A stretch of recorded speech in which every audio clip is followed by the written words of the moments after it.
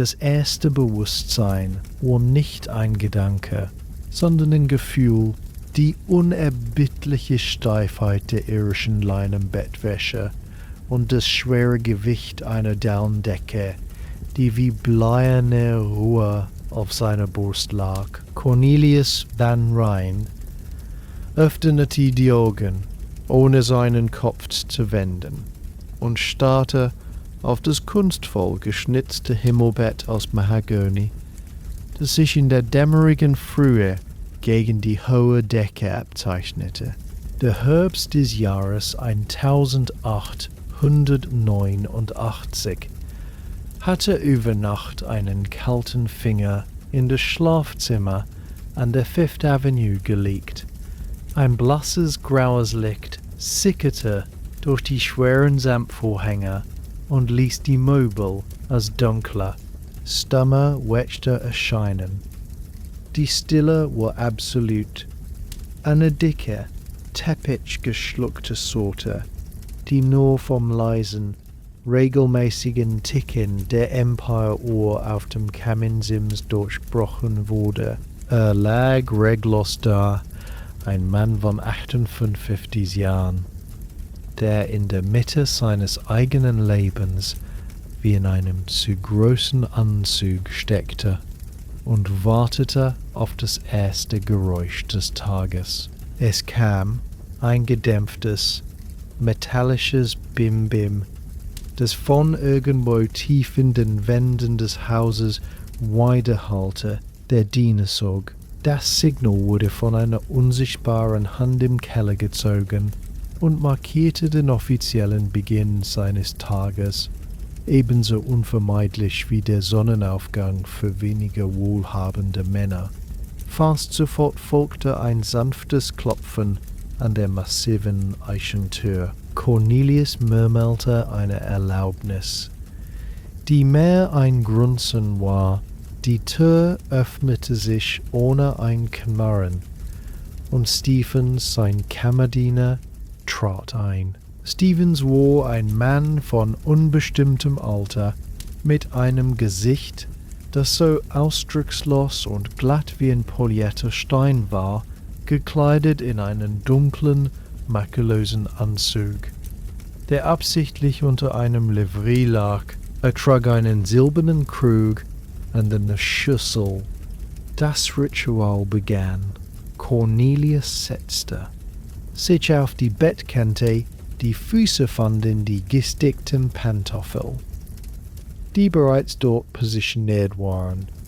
Stephens goss eiskaltes Wasser aus dem Krug in die Schüssel. Die Kälte war eine Absicht und Schock für das System, der die letzten Sporen des Schlafs wegspülte. Cornelius beugte sich vor, spritzte sich das Wasser ins Gesicht, während Stephens ein Handtuch und ein Rasierpinsel aus Eberborsten bereithielt. Das Rasieren war eine Stille, präzise Leistung. Stephens Hände waren sicher und schnell. Die Klinge des Rasiermessers glitt mit einem leisen Schaben über die Seife und dann über die Haut.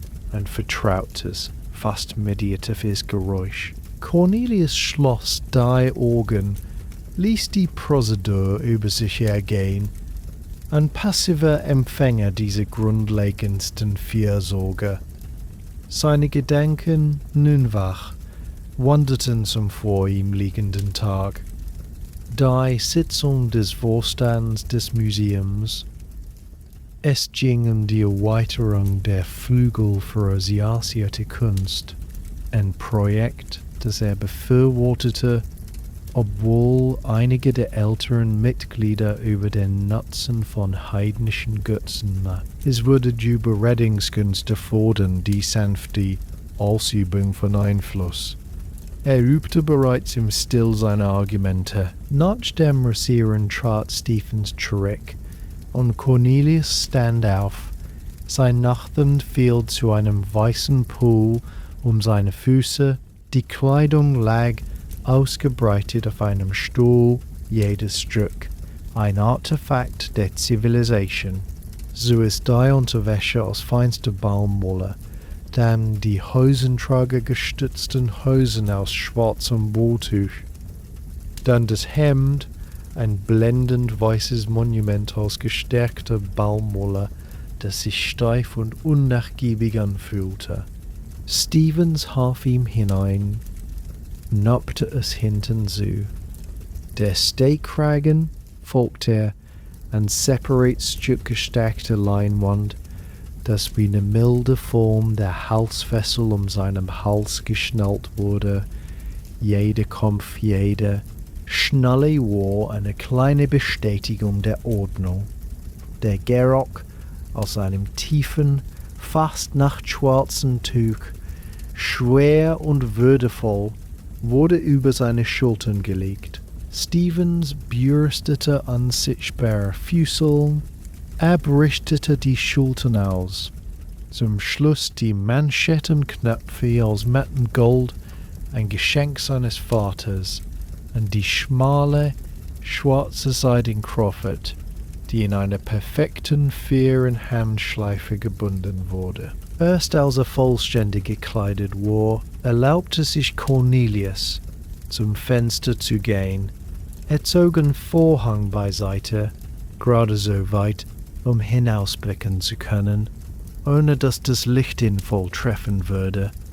Draußen lag der Central Park, ein weitläufiges, trübes Meer aus verblichenem Grün und frühem Orange, eingehüllt in den herbstlichen Morgennebel. Die Fahrwege waren noch leer, die Equipagen der weniger Wichtigen würden später kommen. Diese Aussicht, diese ruhige Beherrschung von Natur durch städtischen Plan, beruhigte ihn immer. Sie spiegelte sein eigenes Ideal wider, eine wilde, ungeordnete Welt, die durch Vernunft, Geld und unerschütterlichen Willen in eine angenehme, vorhersehbare Landschaft verwandelt wurde. Er wandte sich vom Fenster ab, seine Augen fielen auf die Tür, die zu seinem Ankleidezimmer führte. Sie standen spaltbreit offen. Das war nicht Steffens Art. Der Mann war in seiner Präzision fast obsessiv. Cornelius trat leise näher. Durch den Spalt konnte er einen Schatten erkennen, die Andeutung einer schwarz-weißen Uniform, die reglos hinter der Tür stand. Es war das neue Zimmermädchen, Bridget oder Maggie oder wie sie hieß. Sie lauschte. Ein kleines, scharfes Ärgernis, heiß wie ein Nadelstich, durchbohrte seine gelassene Stimmung.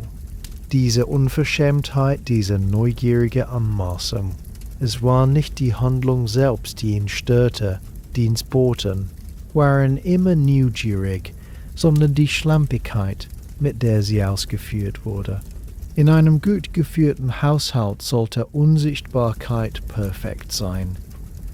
Das Lauschen war eine akzeptierte Tatsache, solange es diskret geschah. Diese offensichtliche Spalte in der Tür war ein Fehler, ein kleines Zeichen von nachlässigem Management. Arabella würde davon hören müssen. Das Ärgernis verflüchtigte sich schnell, ersetzt durch eine kühle Genugtuung, das Problem identifiziert zu haben. Es war nur eine kleine Unregelmäßigkeit in der Maschinerie des Tages, eine, die behoben werden konnte. Mit einem letzten Blick auf die perfekte Symmetrie seiner Krawatte im Spiegel verließ Cornelius das Schlafzimmer. Sein Schritt fest auf dem dicken persischen Teppich, bereit, den Tag in Besitz zu nehmen, während hinter ihm die unsichtbare Magd mit einem leisen Rascheln ihrer Schürze in die Dunkelheit des Ankleidezimmers zurückwich. Der monumentale Speisesaal empfing Cornelius mit einer Stille, die weniger Abwesenheit von Geräusch, als vielmehr deren gedämpfte, polierte Vollendung war. Die hohe gewölbte Decke, vegiert mit einem Trompelow-Fresko putzender Engel in pastellfarbenen Gewändern, schien jeden Laut zu schlucken. Lange Fenster, die bis zum Boden reichten und mit schweren, samten Damastüberhängen in einem tiefen Bordeaux gerahmt waren, ließen ein gefiltertes, honigfarbenes Herbstlicht herein, das das massive Mahagonitisch-Set und die Vitrinen mit Familiensilber zum sanften Glimmen brachte. An dem Tisch, der für 20 Personen ausgelegt war, aber nun nur an einem Ende genutzt wurde, saßen bereits 3 Figuren, jede in ihrer eigenen Aura von Erwartung oder Gleichgültigkeit versunken. Seine Frau, Arabella, Fronte, an der Fußseite des Tisches, ihr Rücken gerade, als wäre er von der gleichen Stärke wie die geschnitzte Eichenlehne ihres Stuhls. Sie trug ein Morgenkleid aus grauer Moiré-Seide, dessen komplexe Falten und Rüschen eine bewusste Kunstfertigkeit ausstrahlten, selbst in dieser frühen Stunde. Ihr Haar bereits den nie makellosen, aber unprätentiösen Chignon arrangiert, glänzte unter dem Licht des Kristallkronleuchters. Vor ihr stand eine unberührte Tasse mit goldgerändertem Porzellan. Ihre Hände lagen ruhig im Schoß, ihre Augen von einem klaren, wachsenden Blau musterten die gegenüberliegende Wand, als studierten sie ein unsichtbares Inventar. Zu ihrer Rechten hockte ihr älterer Sohn, Theodor, ein junger Mann von 23 Jahren, mit den guten, aber etwas weichen Gesichtszügen seiner Mutter. Er stützte den Kopf in eine Hand und starrte mit einem Ausdruck tiefer, fast philosophischer Langeweile auf seine Gabel. Sein Anzug war tadellos, aber seine Haltung verriet eine gewisse schlaffe Resignation. Auf der anderen Seite saß Reginald, ein Jahr jünger und unruhiger, dessen Finger nervös auf der Tischdecke trommelten, als zählte er die Sekunden bis zu einer Befreiung, die er selbst nicht definieren konnte. Doch die wahre Hauptattraktion des Romers war nicht die Familie, sondern das Buffet. Es erstreckte sich über die gesamte Länge der hinteren Wand, eine überwältigende Symphonie aus Überfluss und handwerklicher Meisterschaft. Auf der polierten Oberfläche aus italienischem Marmor thrommten Reihen von silbernen Chafing Dishes, deren geschwungene Deckel wie die Helme antiker Krieger glänzten. Darunter glühten diskret Spiritsflammen und hielten eine Auswahl an Gerichten in perfekter Temperatur. Cremige Rühreier mit Trüffel, gebackenen Schinken mit einer Kruste aus braunem Zucker und Senf, kleine Würstchen, die in ihrem eigenen Fett schwammen, und ein Ragout von Osten in einer safrangelben Sahange-Sauce. Dazwischen erhoben sich Silberkumpeln auf vergoldeten Untersätzen, die Geheimnisse verbargen, die erst beim Servieren enthüllt würden. Vielleicht warme Biskuitbrötchen, vielleicht feine Prinkuchen. An der Seite türmten sich Pyramiden, exotische Früchte, in Porzellanschalen, persimmonfarbene, Scharenfrüchte, stackelige Ananas, Trauben so dunkel und prall, dass sie wie aus Jetgeschnitzt schienen. Es gab eine Auswahl an Müslis und eingeweichten Trockenfrüchten in Kristallschüssel, räuchere Lachscheiben, die auf einem Bett von Eis drapiert waren, und einen ganzen Käse, der mit einer glasigen, wechselnden Rinde überzogen war. Der Geruch war ein komplexes Gemisch, der reiche, salzige Duft von gebratenem Fleisch, Der süße Hauch von heißen Sirupen, der säuerliche Unterton von fermentierten Früchten und darunter liegend der immerwährende Geruch von Bienenwachs und Poliermittel. Cornelius nahm seinen Platz am Kopf des Tisches ein, und seine Ankunft schien einen unsichtbaren Schalter umzulegen. Theodor richtete sich mit einem leisen Seufzen auf. Reginald hörte mit dem Trommeln auf. Arabellas Blick wanderte von der Wand zu ihrem Mann. Ein kleines, formelles Lächeln berührte ihre Lippen. »Guten Morgen, Cornelius«, sagte sie, ihre Stimme so klar und melodisch wie das Klirren des feinen Porzellans. »Ich hoffe, du hast gut geschlafen.« Ausreichend, murmelte Cornelius, während Fitch, der Butler, wie aus dem Nichts an seiner Seite materialisierte. Fitch war ein langer, dünner Mann, dessen Gesicht die Farbe und Textur von altem Pergament hatte. Sein Livree war so makellos und steif, dass sie wie eine Rüstung wirkte, ohne Mord oder einen Blick auszutauschen. Neigte sich Fitch vor, Cornelius beginnt, Serviette zu entfalten und sie mit einer fließenden Bewegung auf seinen Schoß zu legen. Eine zweite, unsichtbare Hand, die eines Laufjungen, der hinter einer Schiebetür in Wandtäfelung wartete, schob leise einen silbernen Wagen mit dampfenden Kaffeekannen und Teekesseln vor. Die Einladungen für die Afternoon-Card-Party sind gestern Abend abgeschickt worden, fuhr Arabella fort, während Fitch mit einer Pinzette, die so präzise wie ein chirurgisches Instrument war, eine Auswahl an Brotbrötchen auf Cornelius' Teller arrangierte. Mrs. Livingston hat bereits ihre Zusage geschickt, was ein gutes Zeichen ist. Sie ist normalerweise so beschäftigt. Hervorragend, sagte Cornelius. Sein Blick wanderte über das Buffet, als traf er eine strategische Entscheidung. Ein kaum merkliches Nicken, und Fitch glitt geräuschlos zu den Chafing Dishes, eine Portion der Rührei und 2 Scheiben Schinken zu holen. Und, fügte Arabella hinzu, während sie endlich ihre Tasse zum Mund führte, einen winzigen, geräuschlosen Schluck nehmend, wir haben eine Einladung zu den Astors für den 17. erhalten. Ich habe geantwortet, dass wir uns freuen würden, zu kommen, es sei denn, du hättest einen dringenden Vorstandstermin. Ein leises, zustimmendes Grunzen war Cornelius' Antwort, die erstes.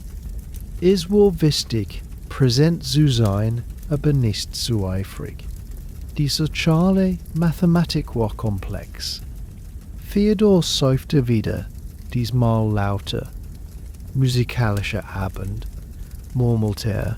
Das bedeutet wahrscheinlich diese endlosen Arien. Die Sängerin, die sie letztes Mal engagiert hatten, hatte eine Stimme wie eine kreischende Möwe. Theodor, sagte Arabella mit einem Ton, der sanft, aber mit Stahl unterlegt war. Es war keine Zurechtweisung, sondern eine Korrektur, wie man einen leicht schief hängenden Bildrahmen gerade rückt. Er verstummte, während Fitch Cornelius' Teller mit der gleichen feierlichen Präzision eines Priesters, der eine Opfergabe darbringt, vor ihn hinstellte, kehrte Arabella zu ihren Anliegen zurück. Ich muss mich um die Angelegenheit mit dem neuen Küchenmädchen kümmern. Bridget. Mrs. O'Malley berichtet, sie sei langsam beim Schälen der Gemüse und habe gestern fast einen Teller mit kalter Vorspeise fallen lassen. Arabellas Stirn zeigte die leiseste Falte der Besorgnis, eine winzige Störung in der glatten Oberfläche ihrer Miene. Ich frage mich, ob sie zu unerfahren ist. Zuverlässigkeit ist in der Küche von größter Bedeutung, wie du weißt. Ein einziger Fehler bei einem Dinner. Ihre Stimme ließ den Satz in der schweren Luft des Raumes hängen, wo die unausgesprochene Konsequenz gesellschaftlicher Blamage schlimmer war als jedes finanzielle Desaster. Cornelius nahm ein Bissen von seinem Ei, das so locker und cremig war, dass es auf der Zunge zu zergehen schien. Er kaute langsam, schluckte. »Du wirst es beurteilen, meine Liebe«, sagte er schließlich. O'Malley hatte ein scharfes Auge. »Wenn das Mädchen ungeeignet ist, muss sie ersättigt werden. Es gibt immer andere, die aus den Docks kommen.« Die Unterhaltung ebbte in ein bequemes Schweigen ab, das nur vom leisen Klirren von Silber auf Porzellan, dem gedämpften Gurgel der Kaffeekann und dem gelegentlichen Gliss Jericho von Reginalds Zeitung unterbrochen wurde, die er nun heimlich unter dem Tischrand hervorgezogen hatte. Fitch bewegte sich wie ein Geist zwischen Tisch und Buffet, füllte Tassen nach, entfernte leere Teller und ersetzte sie mit neuen, alles in einem stummen, fließenden Ballet. Sein Gesicht blieb eine Maske professioneller Lehrer, seine Augen, sein Alles schienen dort nichts zu registrieren. Er war der perfekte Dirigent dieser morgendlichen Symphonie des Überflusses. Ein Mann, der die Kunst beherrschte, unentbehrlich und doch unsichtbar zu sein. Arabella nahm einen kleinen Bissen von einer in Honig tauchte. Grapefruit, ihre Lippen verzogen sich kaum merklich bei der Säure. Ihre Gedanken schienen bereits bei den unzähligen kleinen Schlachten zu sein, die den Rest ihres Tages ausmachen würden. Die Überprüfung der Haushaltsbücher, die Inspektion der Wäscherischerei, die Bestellung von Vorräten, die endlose Pflege der riesigen, empfindlichen Maschine, die ihr Zuhause war. Die beiden Journey-Männer an ihrer Seite, ihre Söhne, aßen mit dem automatischen Genius, von denen, die noch nie ein Mängel gekannt hatten, ihr Appetit unbeeindruckt von der Pracht, die sie umgab, und Cornelius am Kopf der Tafel verspürte eine vorübergehende Zufriedenheit. Hier in dieser Festung aus Mahagoni und Silber, umgeben von den Früchten seiner Arbeit und den Statisten seines Bluts, schien die Welt außerhalb mit ihren aufsässigen Stahlarbeiten, ihren schwankenden Märkten und ihren neugierigen, lauschenden Mägden, vorläufig in Schach gehalten. Es war eine Illusion, das wusste er, aber eine, die so sorgfältig konstruiert und so teuer erhalten wurde, dass sie der Wahrheit zumindest für die Dauer des Frühstücks ebenbürtig war. The silence that followed the discussion of the new kitchen maid was a comfortable one, filled with the soft percussion of cutlery and the occasional sip of tea. It was Reginald who shattered it, his restless energy unable to be contained any longer. He dropped his newspaper onto the damask tablecloth with a decisive rustle. "I'm for the polo club this afternoon," he announced, as if challenging the room to object. "The Brookhaven team is in town. Should be a decent match if the ground isn't too churned up from this damp." Theodore, who had been dissecting a kipper with meticulous boredom, glanced up. "Polo. All that dust and shouting. I've arranged for a rubber of whist at the Knickerbocker. Far more civilized. And the lamb chops in the dining room there are exceptional." His tone suggested that the quality of the food was the primary consideration for any social engagement. Whist, Reginald snorted, reaching for a slice of toast, sitting in a smoky room with a lot of old men counting tricks. Thrilling. It's about strategy, Reggie, Theodore replied with a weary superiority. And connections.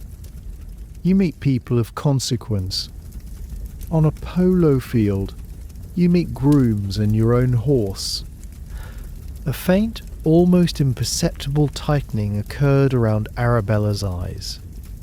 The bickering was a familiar melody, one she conducted with a subtle hand. She said nothing, allowing the exchange to hang in the air like a discordant note waiting to be resolved. Cornelius, meanwhile, had unfolded his own copy of the New York Tribune. The crisp pages formed a barrier between him and his sons, a declaration of his primary engagement with the wider world.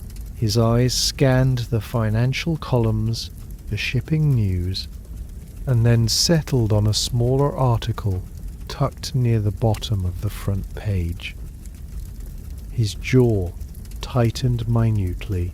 He did not read aloud, but his displeasure seeped into the atmosphere, a cold draught in the warm room. More trouble at the Carnegie Works in Homestead, he muttered, more to himself than to anyone. Talk of organised resistance to the new wage scales. Fools. They bite the hand that feeds the very industry that employs them. He took a sharp sip of his coffee, the bitterness of the brew matching. His thoughts, the world of labour disputes, of smokestacks and molten steel, felt galaxies away from this serene table, yet it was the foundation upon which the silver dome over his bedjury ultimately rested. The dissonance was a constant, low-grade irritation. "Can't Pinkertons sort that sort of thing out, Father?" Reginald asked, his interest momentarily piqued by the whiff of conflict. "It's a matter of principle, not just policing," Cornelius said, lowering the paper slightly. His gaze was steely. The principle of contract, of management's right to managed. He spoke in abstractions, the human faces of the workers entirely absent from his calculus. It was about order versus chaos, the very battle he waged daily in microcosm within his own home. Theodore saw an opening, a shift in the conversational winds. He cleared his throat, a soft, preparatory sound. "Speaking of management," he began, attempting a tone of casual reasonableness that fooled no one. "My allowance, the expenses of the season, you understand. The Knickerbockers' fees alone have increased, and one is expected to contribute to the whist pool. And then there's the tailor's bill for the new evening clothes. Astra events demand nothing less." He let the sentence trail off, his eyes fixed on his father's impassive profile behind the newspaper. Cornelius did not lower the paper. "Your allowance was settled at the first of the quarter. It is adequate." "But father," Theodore pressed, a slight whine entering his voice, the mature man regressing instantly to a boy of 15, with the social calendar as it is, and the cost of everything rising. A mere 50 more a month would ensure I don't have to trouble you with these petty details. Reginald, sensing an opportunity for solidarity, or perhaps mere mischief, chimed in. "He has a point. My stable fees for the polo ponies are astronomical. Feed, grooms, veterinary care. It's a small fortune just to keep them competition ready. An increase would be prudent." The air in the dining room grew thick, charged with a tension that the earlier bickering had lacked. This was a challenge, however meekly presented. to the patriarchal control of the purse strings. It was a tiny crack in the fortress wall. Cornelius slowly folded his newspaper, placing it with deliberate precision beside his plate. He looked from one son to the other, his expression unreadable. The clock on the mantelpiece seemed to tick louder in the sudden quiet. It was Arabella who moved, a study in graceful intervention. She did not raise her voice.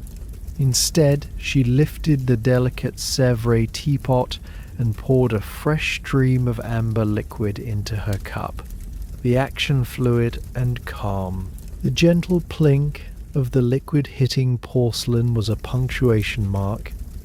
Theodore, your father and I review all household and personal expenditures at the month's end, she said, her voice a cool, clear brook smoothing over jagged rocks. If there are genuine necessities, they will be seen to.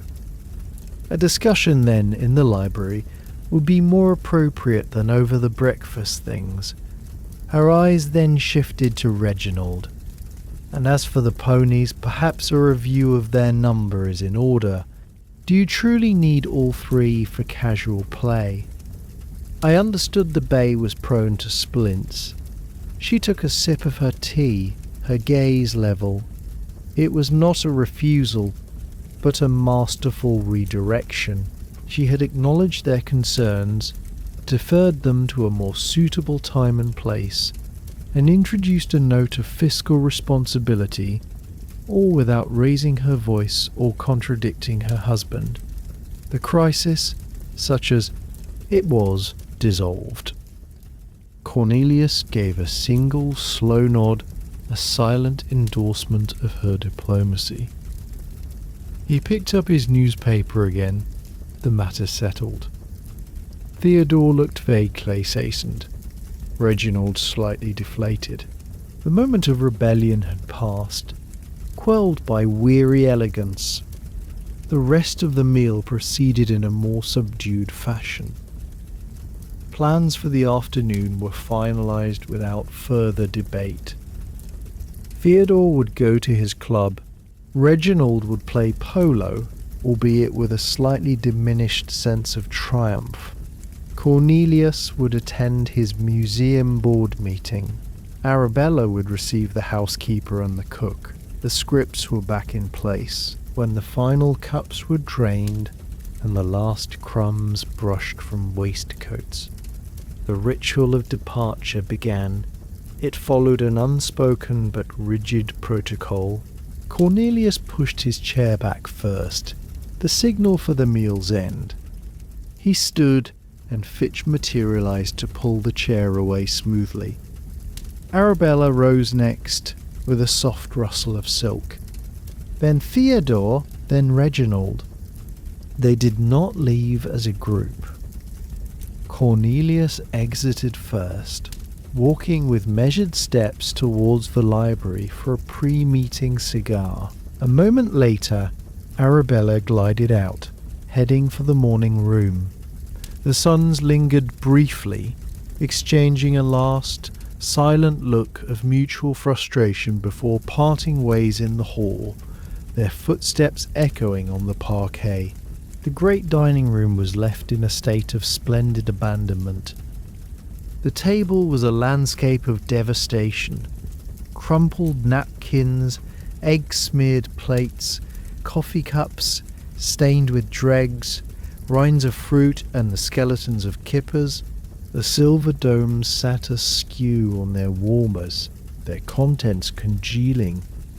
The fortress had been used, and now it required retaking. No sooner had the last family footfall faded than the door to the servants' passage slid open. Fitch entered first, his face now etched with the quiet authority of a field marshal surveying a battlefield. With a series of almost imperceptible gestures, he summoned the forces. 2 footmen in lesser liveries appeared, moving with a sudden, efficient haste, that contrasted utterly with their earlier stately service. They began clearing the larger pieces, their arms laden with stacks of china. A scullery maid, her face flushed from the heat below, darted in to collect the silver, handling it with a cloth to avoid smudges. The air, once fragrant with food and coffee, now carried the sharper scent of cooling grease and citrus peel. From the depths of the house, the distant clang of a dumbwaiter announced the start of the meal's descent to the underworld of the kitchen. The hedonistic display of the Van Rijn breakfast was over. Now began the frantic hidden labour of making it disappear, of scrubbing and scouring and polishing, until the room was once again a pristine, silent monument, ready to be besieged by appetite at the next appointed hour. Das Morgenzimmer war Arabella's wahre Residenz, ein Raum, der nicht für Prunk, sondern für Regieren geschaffen war. Hier, nachdem die Männer sich in ihre jeweiligen Welten verabschiedet hatten, herrschte sie mit einer stillen, unerschütterlichen Autorität, die weder Lärm noch Dramatik benötigt. Das Licht war hier besser als im Speisesaal, ein klares, nordisches Licht, das durch hohe Fenster fiel und auf einem Schreibtisch aus Rosenholz landete, der so blank poliert war, dass wie eine stehende Wasserfläche schimmerte. Die Wände waren mit seidigem Brokert in einem blassen, beruhigenden Grün bespannt, und die einzigen Geräusche waren das beruhigende, metallische Ticken einer Serversur auf dem Kaminsims und das gelegentliche Rascheln ihrer eigenen Seidenrobe. Wenn sie sich bewegte, sie saß an dem Schreibtisch, ihr Rücken perfekt gerade, und atmete die Luft ihres Reiches ein. Es roch nach Bienenwachs und dem scharfen, so Brennduft von Poliermittel nach der trockenen Tinte in ihrem silbernen Tintenfass und dem schwachen, blumigen Hauch von Oriswurzel, der ihren Schreibpapierbögen entströmte. Diese Geruch war für sie der Duft von Kontrolle. Vor ihr lägen die Werkzeuge ihrer Herrschaft. Ein Ledermap mit Haushaltsrechnungen, ein Notizbuch mit fein liniertem Papier und eine Reihe glockenförmiger Druckknöpfe aus Messing, die in das Holz des Schreibtisches eingelassen waren. Jede Knopf rief einen anderen Diener. Sie drückte den ersten mit einem präzisen, nicht nachdrücklichen Finger. Fast augenblicklich öffnete sich die Tür, und Mr. Dobbs, der Hausverwalter, trat ein. War ein Mann in den 50ern mit einem Gesicht wie eine sorgfältig gefaltete Landkarte und einer Haltung, die Ehrfurcht und grenzenlose Kompetenz ausstrahlte. In seinen Händen hielt er mehrere Papiere. Er blieb in angemessener Entfernung stehen und wartete. Die täglichen Berichte, Mr. Dobbs, sagte Arabella, ihre Stimme ruhig und klar, ohne Frage. Ja, Ma'am. Er trat vor und legte die Papiere geordnet vor sie hin. Die Bestellliste für den Proviant, die Kokin bittet um Genehmigung für 50 Pfund Rindfleisch, zusätzlich zum üblichen Geflügel und Fisch für das Dienstbotnessen am Sonntag. Sie plant einen großen Braten, der mehrere der unteren Mägde am Nachmittag Besuch von Verwandten erwarten. Arabellas Augen glitten über die Liste. 50 Pfund. Es war eine enorme Menge, aber sie nickte.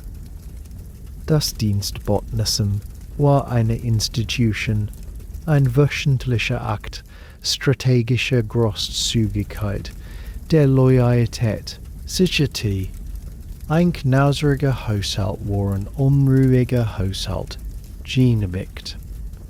Aber sorgen Sie dafür, dass Mrs. O'Malley die Reste für die Montagssuppe verwertet. Keine Verschwendung, tauchte sie in das Tintenfass und setzte ihre Unterschrift, ein elegantes, geflochtenes Ei und W, an den unteren Rand der Liste mit einer tödlich schönen Handschrift, die so scharf und klar war wie ihre Gedanken. Als nächstes kam das Menü für das formelle Abendessen am Freitag. 7 Gänge. Sie studierte Mrs. O'Malleys Vorschläge. Consommé à la Royale, gefüllte Forelle in Weinblatt, Geflügelpastete, Sattelschmorfleisch mit Gemüse, gefrorene Zitronenpudding, Käse, Früchte. Es war so leicht konventionell, aber es fehlte ein Höhepunkt. Sagen Sie, Mrs. O'Malley, sie soll die Forelle durch Hammer à la Newburger setzen. Und nach dem Pudding vor dem Käse fügen Sie einen gebrannten Zuckerauflauf hinzu. 3 Gäste aus Albany erwarten etwas theatralik. Mr. Dobbs notierte sich die Änderung mit einem Bleistiftstummel, den aus seiner Westentasche zog. Dann kam die Personalangelegenheit. Dobbs räusperte sich leicht. Eine Angelegenheit bezüglich des unteren Personals, Ma'am. Das Zimmermädchen, das für die 2. Gästezimmer zuständig ist, Lucy. Es gab Beobachtungen. Arabella legte die Feder ab und faltete ihre Hände im Schoß. Ihre Miene veränderte sich nicht. Welcher Art? Ein Gentleman Caller, Ma'am. Am letzten freien Nachmittag wurde im Dienstboteneingang gesehen, der auf sie wartete. Sie verließen gemeinsam. Mr. Dobbs sprach in der diskreten, verschleiernden Sprache, die für solche Berichte erforderlich war. Ein Gentleman Caller, das konnte alles bedeuten, von einem respektablen Fahrer bis hin zu einer Katastrophe, die in Schande und Entlassung endete. Arabella betrachtete das Problem nicht moralisch, sondern logistisch. Ein abgelenktes Zimmermädchen war ein unzuverlässiges Zimmermädchen. Ein unzuverlässiges Zimmermädchen. Ein Mädchen mit romantischen Verstrickungen konnte schwanger werden und gehen, was eine Lücke in den Personalplan riss und kostspielige Neuumstellungen erforderte. Die Störung der Routine war das eigentliche Vergehen. Ist der Gentleman bekannt? Irgendjemand aus einem anderen Haushalt? Nein, Ma'am. Ein junger Mann, anscheinend ein Gestalter oder dergleichen. Gekleidet und ständig, aber nicht vornehm. Arabella dachte einen Moment nach. Das Rascheln ihrer Seite war das einzige Geräusch. Sie werden Lucy zu mir bringen, bevor sie ihren Nachmittagsdienst antritt. Diskret. Und sie werden herausfinden, wer diesen Besuch am Tor gesehen und gemeldet hat. Ich möchte nicht, dass Klatsch die unteren Flure vergiftet. Es war eine zweifache Anordnung, die potenzielle Problemquelle konfrontieren und gleichzeitig den Informanten identifizieren, um die Informationskanäle zu kontrollieren. Mr. Cypher, Dobbs nickte Szenenbewunderung für ihre taktische Kühle in seinen Augen verborgen. Nachdem er gegangen war, drückte sie den nächsten Knopf. Mrs. Graves, die Hausdame, erschien, eine stattliche Frau mit einem Schlüsselbund, der wie eine Ritterrüstung an ihrer Hüste klapperte. Ihr Bericht handelte von Wäscherei und Vorräten Ein Lein verrat ging zur Neige, ein Satz Handtücher war durch übermäßiges Bleichen beschädigt. Wurden der neuen Untermägde hatte Schwierigkeiten mit dem komplizierten System zum Anzünden der Gaslampen in den Gästezimmern. Arabella hörte zu, traf Entscheidungen, neue Leinenballen sollten aus Irland bestellt werden. Die beschädigten Handtücher sollten in den Küchenbetrieb herabgestuft werden. Das Mädchen sollte von Mrs. Graves persönlich unterwiesen werden. Zuletzt kam Mrs. O'Malley selbst, ihre Wangen noch gerötet von der Herdwärme, ihre Hände, trotz des Waschens, immer noch mit der Aura von Zwiebel und Kräutern. Sie besprachen die Feinheiten des Freitagsmenüs, die Qualität der gelieferten Trüffel, die Notwendigkeit, den Fischhändler zu wechseln, die Notwendigkeit, den Fischhändler zu wechseln, dessen letzte Steinbuttlieferung nicht ganz frisch gewesen war. Arabella sprach mit der Köchin auf einer Ebene, fast gleichgestellter Professionalität. In der Küche war Mrs. O'Malley die Absolutherrscherin und Arabella respektierte diese Demarkationslinie. Als alle gegangen waren, kehrte eine tiefe Stille in den Raum zurück. Die Severus Yew tickte weiter, ihr Pendel schwang hinter dem bemalten Porzellangehäuse hin und her. Arabella lehnte sich für einen seltenen Moment in ihrem Stuhl zurück und betrachtete den geordneten Schreibtisch.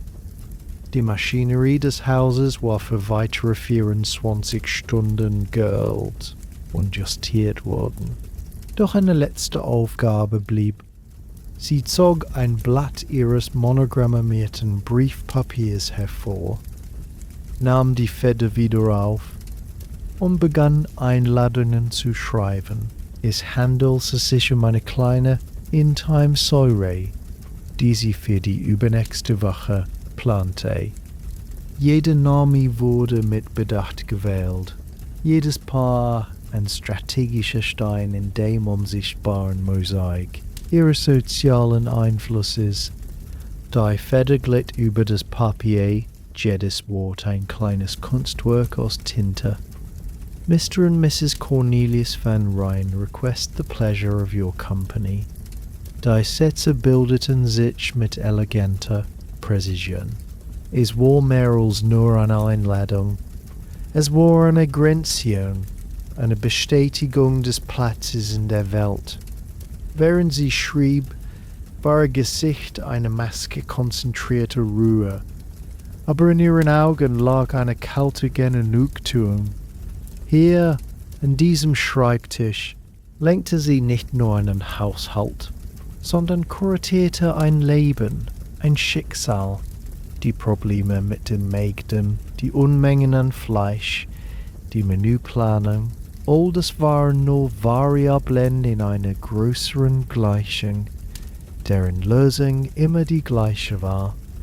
Die Aufrechterhaltung der perfekten, glänzenden, unangreifbaren Fassade, die das Haus Van Ryn war.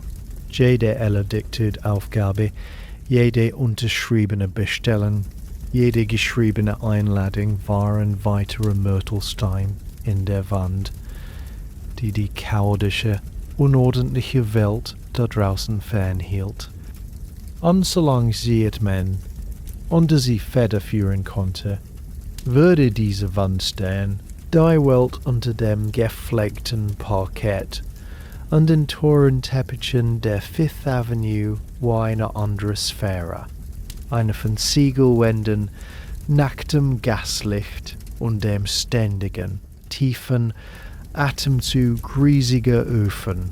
Her in den gewölbten Untergründen des Van Ryn-Hauses herrschte eine Hitze, die das Herbstwetter draußen leugnete, und ein Geräuschpegel, der aus dem gedämpften Schweigen der oberen Etagen unvorstellbar war. Es war das Geräusch von Maschinerie, das rhythmische Hacken von Messen auf Holzblöcken, das Zischen und Brodeln von Töpfen auf dem Herd, das Klappern von Geschirr, das ferne Rumpeln des Aufzugs und darüber alles die tiefe, vibrierende Grundnote der riesigen Heizkessel, die das ganze Haus mit heißem Wasser und Wärme versorgten. Im Herzen dieses unterirdischen Kosmos war die Küche, ein Reich aus weiß gekachelten Wänden und funkelndem Kupfer, das von der monumentalen schwarzen Kochmaschine beherrscht wurde. Vor ihr stand Mrs. O'Malley, ihre imposante Gestalt in einem kistenden, weiß-baumwollenen Kittel, ihr Gesicht von der Hitze glänzend wie ein polierter Apfel, ihre Hände, geschickt und stark, arbeiteten ohne sichtbare Eile, aber mit einer Geschwindigkeit, die verrührend war. Sie hob den Deckel eines großen Kupferkessels und eine Wolke von Dampf, der nach Huhn und Lauch roch, schoss in die Luft. Sie rührte mit einem langen Holzlöffel, probierte mit einem Nicken der Zufriedenheit und ersetzte den Deckel mit einem metallischen Klack. Auf dem massiven zentralen Tisch aus Eiche, der vom Generation von Messen zerkratzt und abgenutzt war, nahm ein Festmahl Gestalt an, das jedoch nicht für die Familie oben bestimmt war. Hier lagen die Zutaten für das Dienstbotenmittagessen. Ein gigantisches Stück Rinderschulter, das darauf wartete, langsam gebraten zu werden. Berge von Kartoffeln, die geschält werden mussten, Kohlköpfe so groß wie Kürbisse und eine Schüssel mit Klumpen hellen Teigs für die Yorkshire Pudding. Das Essen für die Dienerschaft war reichhaltig, einfach und reichlich, Treibstoff für harte körperliche Arbeit. Es war eine bewusste Politik, ein Ventil für die Mühen des Dienstes. Gleichzeitig auf einem separaten, mit sauberem Leinen bedeckten Tisch am Fenster, das auf einen engen Lichtschacht hinausging, wurden die zarteren Komponenten des Familienmittagessens vorbereitet. Hauchdünne Scheiben von kaltem Lachs, die auf Limettenscheiben drapiert wurden, winziges Piktörchen mit Trüffelfüllung und ein komplizierter Salat aus exotischen Blättern. Bridget, die Kartoffelmädchen, sie schälen sich nicht von selbst, rief Mrs. O'Malley, ohne sich umzudrehen. Ihre Stimme übertönte mühelos das Küchengetüse. Das Mädchen, blass und schmächtig in ihrer groben schwarzen Uniform und weiße Schürze, huschte herbei und begann mit flinken, ängstlichen Bewegungen an einem Berg von Kartoffeln zu arbeiten. Ihr Blick war auf ihre Hände gerichtet, aber ihre Ohren waren überall. Zwei Hausmädchen, die mit Silberpolitur beschäftigt waren, standen in einer Ecke und flüsterten. Gesehen, wie die Treppe herunterkam, das Gesicht so rot wie ein Ziegelstein, zischte die eine ältere Frau mit scharfen Augen. Der junge Mr. Reginald hat wieder mit seinem Vater über Geld gestritten. Beim Frühstück, Fitch sagte, man könnte eine Stecknadel fallen hören. Nichts Neues dort, antwortete die andere, während sie einen Silberlöffel rieb. Aber die Herrin, sie hat es mit einem Blick geregelt. Ein einziger Blick. Ich war beim Abräumen im Speisesaal.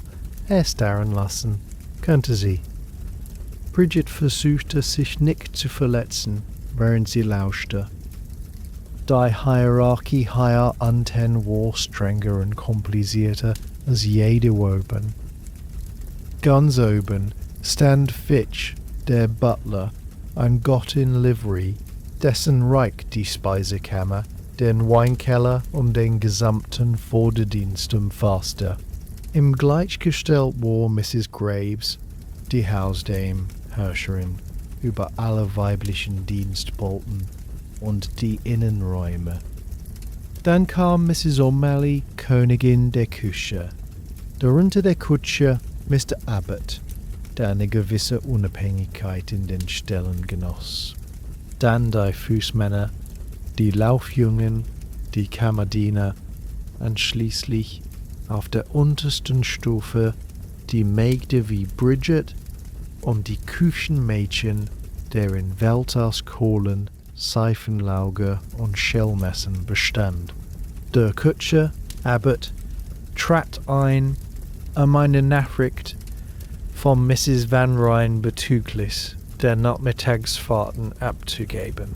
Blieb einen Moment stehen, lehnte sich gegen den Türmen und nahm einen tiefen Zug aus seiner kurzen Pfeife, was gegen die Regeln war. Aber Mrs. O'Malley übersaß bei ihm. Freier Nachmittag für die unteren Mädchen. Nach dem Mittagessen verkündete er: Mrs. Graves lässt es ausrichten. Wetter soll aufklaren.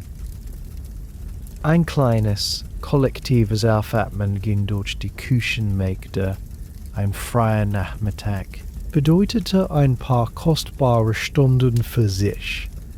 Vielleicht einen Spaziergang im nahen Washington Square, wo man andere Dienstboten traf und Klatsch-Austausch-tauschte, oder ein Besuch bei einer Cousine in einem anderen Haushalt. Für Bridget bedeutet dies die Möglichkeit, einen Brief nach Hause zu schreiben, in die stickige, überfüllte Wohnung an der Cherry Street, wo ihre Mutter und 4 jüngere Geschwister lebten. Das Heimweh war ein ständiger, dumpfer Schmerz in ihrer Brust, schlimmer als die Blasen an ihren Händen. Und was machst du, Abbott, wenn du frei hast? Wieder so diese Kneipe in der Baxter Street, fragte einer der älteren Mägde frech. Abbott grinste, ein seltener Anblick auf seinem wettergegerbten Gesicht. Vielleicht, oder ich schaue mir die Pferde auf dem Markt an. Bessere Gesellschaft als hier unten. Es war ein Scherz, und ein paar leise Lacher folgten. Die Hierarchie lockerte sich für einen Moment in der gemeinsamen Anstrengung und der Aussicht auf eine kleine Pause. Doch die Routine war unerbittlich. O'Malley überwachte alles mit einem Adlerblick. Sie korrigierte die Konsistenz einer Sauce, wies einen Laufjungen zurecht, der zu nah an den sorgfältig arrangierten kalten Platten stand, und delegierte Aufgaben mit der Präzision eines Generals. Es herrschte eine seltsame Ruhe inmitten der Hektik, eine Art fokussierte Gelassenheit, die aus jahrzehntelanger Erfahrung und dem Wissen kam, dass jeder Fehler, eine versalzene Suppe, ein verschütteter Bratensaft, nicht nur eine persönliche Schande, sondern eine Verletzung der heiligen Ordnung des Hauses war. Ihr Ansehen, das Ansehen der gesamten Dienerschaft, hing von der perfekten Ausführung ab. Während Bridget schellte, beobachtete sie heimlich die Köchin. Mrs. O'Malley bewegte sich in ihrem Reich mit einer Art müder Majestät. Hier war sie keine Angestellte, sondern eine Meisterhandwerkerin. Die komplizierten, leichten Gerichte für die Familie oben bereitete sie mit einer fast wissenschaftlichen Distanziertheit zu. Aber wenn sie den riesigen Rinderbraten für das Personal anschmorte, war in ihren Bewegungen eine gewisse Herzlichkeit, eine Anerkennung echter, ehrlicher Arbeit. Es war, als wusste sie, dass dieses einfache, üppige Mehl die eigentliche Lebensader des Hauses war, das was die Maschinerie am Laufen hielt, während die feinen Happen oben nur Decoration waren. Der Gerrit, In der Küche unüberwältigend. Der reiche, tiefe Duft von bratendem Fleisch, der süße Dunst von kochendem Fleisch, der scharfe Essigeratsch von eingelegten Gurken. Die Gespräche ebbten ab, konzentrierten sich auf die Arbeit. Die anfängliche Aufregung über den freien Nachmittag wurde von der unmittelbaren Aufgabe verschluckt. Die Maschinerie arbeitete weiter. Zahnrad an Zahnrad, angetrieben vom Dampf, Muskelkraft und einem unerschütterlichen Kodex von Pflicht und einem unerschütterlichen Kodex von Pflicht und einem unerschütterlichen Kodex von Pflicht und einem unerschütterlichen Kodex von Pflicht und einem unerschütterlichen Kodex von Pflicht. Draußen mochte die Welt der Van Rigens aus leisen Gesprächen, sanfter Musik und dem Rascheln von Seide bestehen, aber hier unten, in der Hitze und dem Lärm, lag der wahre Puls des Hauses, ein rhythmisches, unermüdliches Schlagen, das alles andere möglich machte.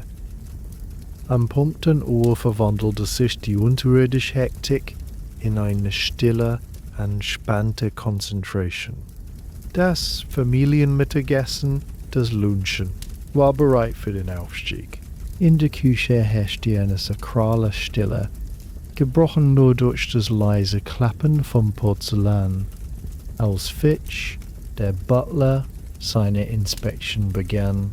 Bewegte sich entlang des mit Leinen bedeckten Tisches, auf dem die kalten Platten und die warmen Gerichte in silbernen Glocken arrangiert waren. Mit einem weißen Baumwollhandschuh strich er über den Rand eines Tellers, suchte nach unsichtbaren Fettspritzen. Er korrigierte die Ausrichtung einer Gabel um einen Millimeter. Sein Gesicht wore eine Maske absoluter Ernsthaftigkeit. Dies war keine Mahlzeit, sondern eine militärische Operation. Auf sein kaum merkliches Nicken hin traten die beiden Fußmänner vor. Sie waren junge Männer mit ausdruckslosen Gesichtern. Ihre Livreen waren so gestärkt, dass sie bei jeder Bewegung leise kinsterten. Jeder Schritt, jede Geste war einstudiert. Sie hoben 3 schweren Silbertats mit einer gleichmäßigen, flüssigen Bewegung, und so, dass kein Inhalt schwappte. Ein Dritter, der jüngste Laufjunge, Thomas, stand bereit, um die Türen zu öffnen. Sein Anzug war weniger makellos. Eine Naht an der Schulter zeigte einen lockeren Faden und ein kleiner Fleck, vielleicht von Schüsse, schmutzte seinen Ärmel. Fitches Augen blieben für eine Sekunde darauf haften, ein winziger Blitz der Missbilligung, bevor er sich wieder der wichtigsten Mission zuwandte. Der Aufzug begann. In einer perfekt synchronisierten Procession verließen die Fußmänner die Küche, überquerten den steinernen Flur der Dienstbottenette und betraten den engen, mit Mahagoni getäfelten Aufzug, der sie in die höheren Sphären befördern würde. Die Tür schloss sich mit einem gedämpften Whoosh, und das leise Surren des Mechanismus war das einzige Geräusch. Mrs. O'Malley ließ einen langen, tiefen Atemzug los, denn sie nicht gewusst hatte, dass sie ihn anhielt. Die erste Phase war abgeschlossen. Jetzt, während die Familie oben in der sonnigen, stillen Atmosphäre des kleinen Salons ihre leichten Bissen zu sich nahm, konnte die Maschinerie unten für sich selbst sorgen. Die Stimmung lockerte sich sofort, wenn auch innerhalb strenger Grenzen. Der riesige Eichentisch in der Mitte der Küche wurde mit schlichtem, robustem Geschirr gedeckt. Die silbernen Glocken wurden gehoben, um des Dienstbotessen zu enthüllen, nicht die zierlichen Aspeks und Lachsscheiben, sondern einen dampfenden, krustenbraunen Rinderbraten von der Größe eines Kissenbesugs, umgeben von einem Wall von goldbraunen Yorkshire Puddings, einem Berg von cremigem Kartoffelpüree und einer Schüssel mit glänzendem, butterigem Kohl. Der Duft war herzhaft und unkompliziert, ein Duft, der den Magen füllte, anstatt die Sinne zu verführen. Die Dienerschaft versammelte sich nach Rang. Fitch und Mrs. Graves nahmen in den Kopfenden des Tisches Platz, ihre Autorität aus in der Pause bestritten. Mrs. O'Malley setzte sich neben Mrs. O'Malley, setzte sich neben Mrs. Graves. Dann kamen der Kutscher Abbot, die Kammerdiener und die Fußmänner, gefolgt von den Hausmädchen und schließlich am unteren Ende den Küchenmägden und dem Laufjungen Thomas. Das Gespräch, das zunächst leise und auf die praktischen Angelegenheiten des Tages beschränkt war, wurde allmählich lebhafter, angeheizt von der reichhaltigen Nahrung und dem seltenen Gefühl der gemeinsamen Ruhe.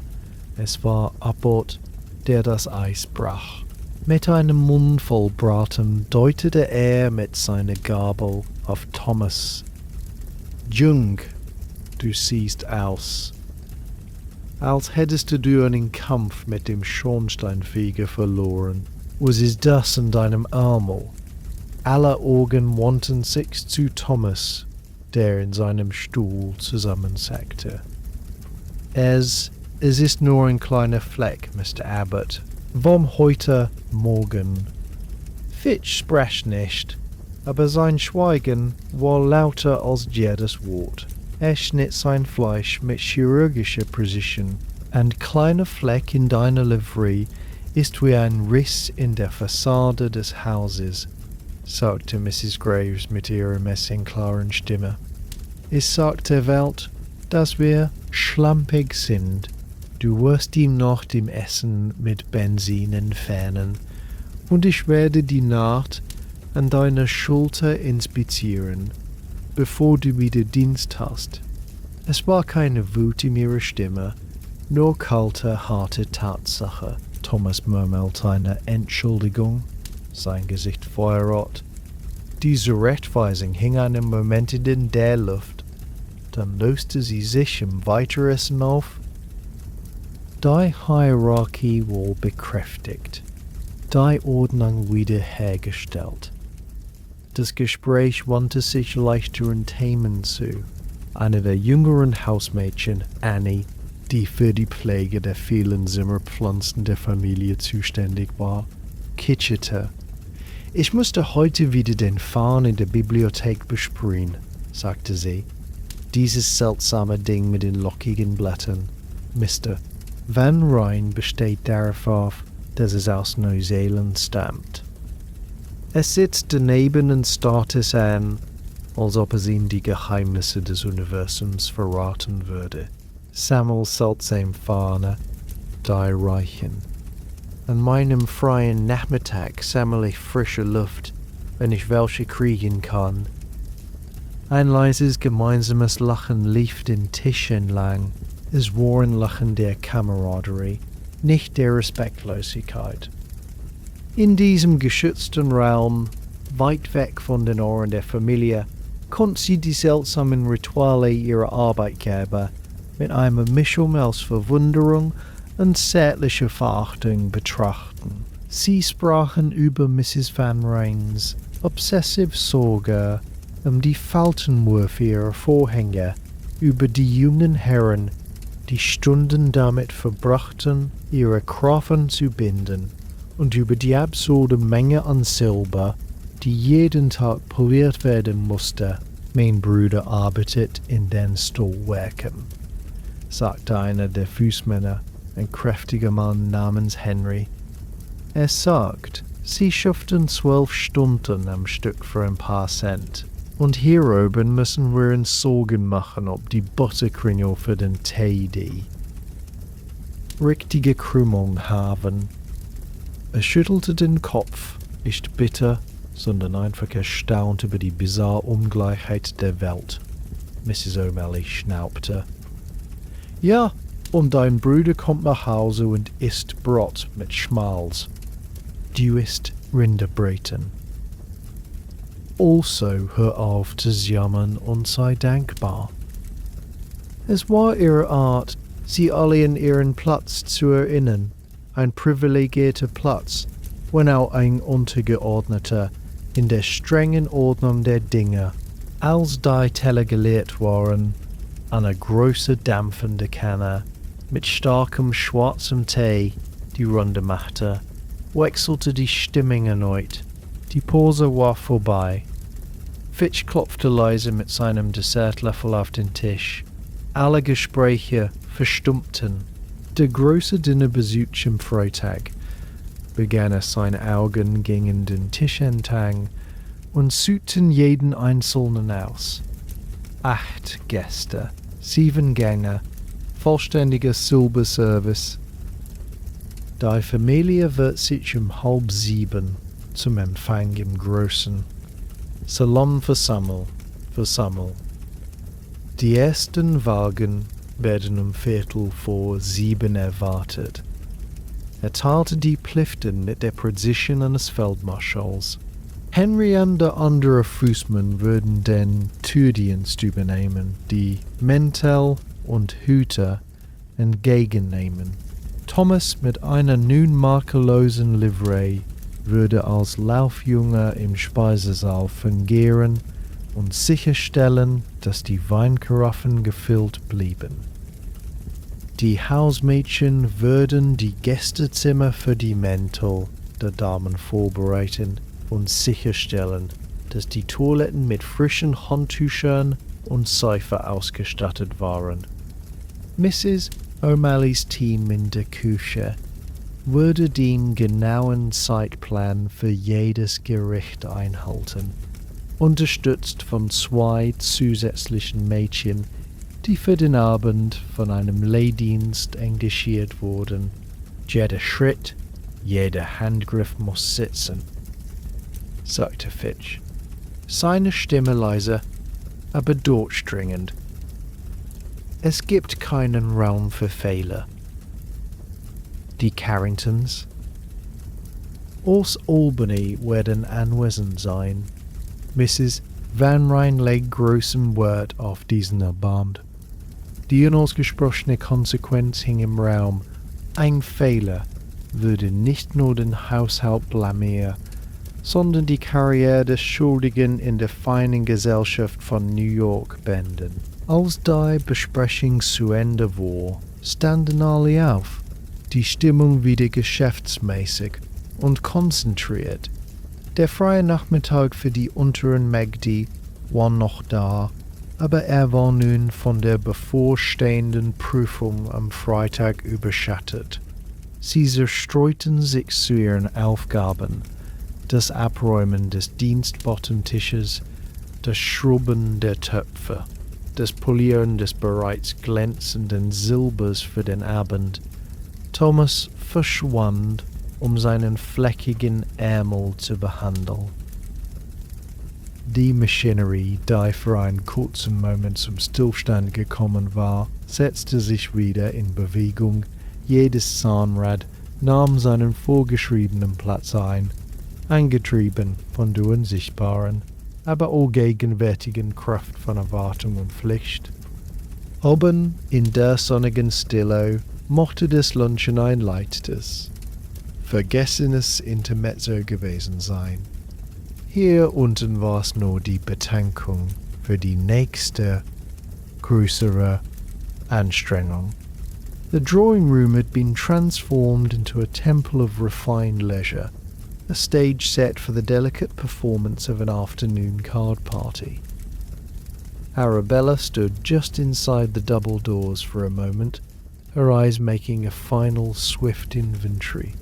The heavy damask curtains, the colour of dried blood, were drawn against the vulgar brightness of the October afternoon, allowing only a few respectful fingers of muted gold to pierce the gloom. The gas mantles and the wall sconces were lit, their flames turned low and sheathed in frilled silk shades, casting a soft buttery light that flattered complexions and smoothed the sharp edges of reality.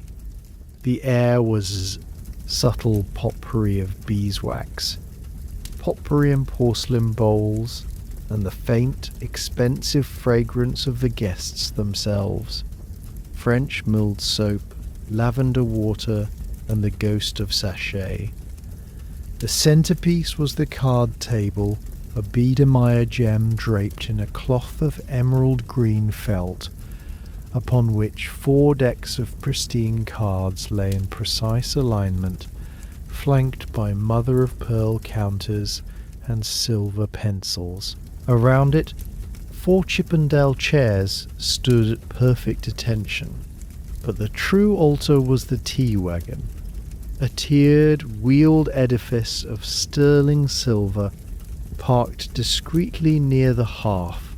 It bore a Georgian teapot, a hot water urn, a slop bowl, and a battalion of translucent cups and saucers, plates of delicate sandwiches, cucumber, watercress and smoked salmon, were artfully arranged beside scones under a linen cloth, and a 3-tiered stand displayed petit fours, macarons, and slices of seed cake. It was a display of abundance, so artfully restrained, it whispered of limitless reserves. The first guest arrived with the soft rustle of taffeta. Mrs. Winthrop, a widow of formidable social acuity, whose black silk mourning had, over 2 years, softened to a series of elegant lavenders and greys. She was followed by Mrs. Livingston, whose husband's railroad fortune was so new it still had the scent of coal smoke about it, a fact her impeccable taste and aggressive philanthropy sought desperately to obscure. Lastly came Miss Evangeline Pratt, a spinster of independent means and sharp eyes, who served as the unofficial archivist of family trees and scandals. Greetings were exchanged, a chorus of mellifluous voices and murmured endearments. Cheeks were brushed by air, not skin. Compliments were offered on gowns, the exquisite drape of Arabella's violet moiré, the clever piping on Mrs. One, Livingston's écru tea gown, each phrase a tiny polished stone in a mosaic of mutual regard. They took their seats. The cards were dealt with a soft, rhythmic snap, snap, snap, a sound as ritualistic as a priest turning pages. The game was whist, but the true contest was waged in the spaces between tricks. The conversation began, as it always did, with the safe, neutral territory of philanthropy. The new children's ward at the Presbyterian Hospital is nearly complete, said Mrs. Winthrop, examining her hand. I chaired the committee for the linens. One must ensure the quality is durable, yet not entirely cheerless. A noble endeavour, Arabella replied, leading a card. I have pledged the funds for the sunroom. Sick children require light, do they not? It was a statement, not a question, and a subtle reassertion of the scale of her contribution. Indeed, murmured Miss Pratt, her eyes missing nothing. Light and good ventilation. I visited the Tompkins girl yesterday, the one who married the Schuyler boy, and her new house on 63rd has the most unfortunate air circular boy. and her new house on 63rd has the most unfortunate heir, circular boy. And her new house on 63rd has the most unfortunate heir. One wonders at the architect. A shift, almost imperceptible. Architecture led to residences, residences to families, families to marriages. The real game had begun. "It is a handsome house, though," offered Mrs. Livingston, eager to align herself with property. "The marble in the entrance hall is from Carrara." "So I heard," said Miss Pratt, taking the trick with a deceptively low card.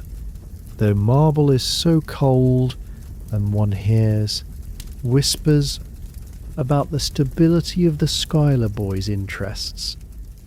Some mining scheme in the West that has not quite panned out." She delivered the pun with a deadpan expression, and a ripple of polite, knowing laughter travelled the table. Arabella smiled, a mere curving of the lips. She poured tea, her movements economical and graceful. The cup did not clatter in the saucer as she passed it to Mrs. Winthrop.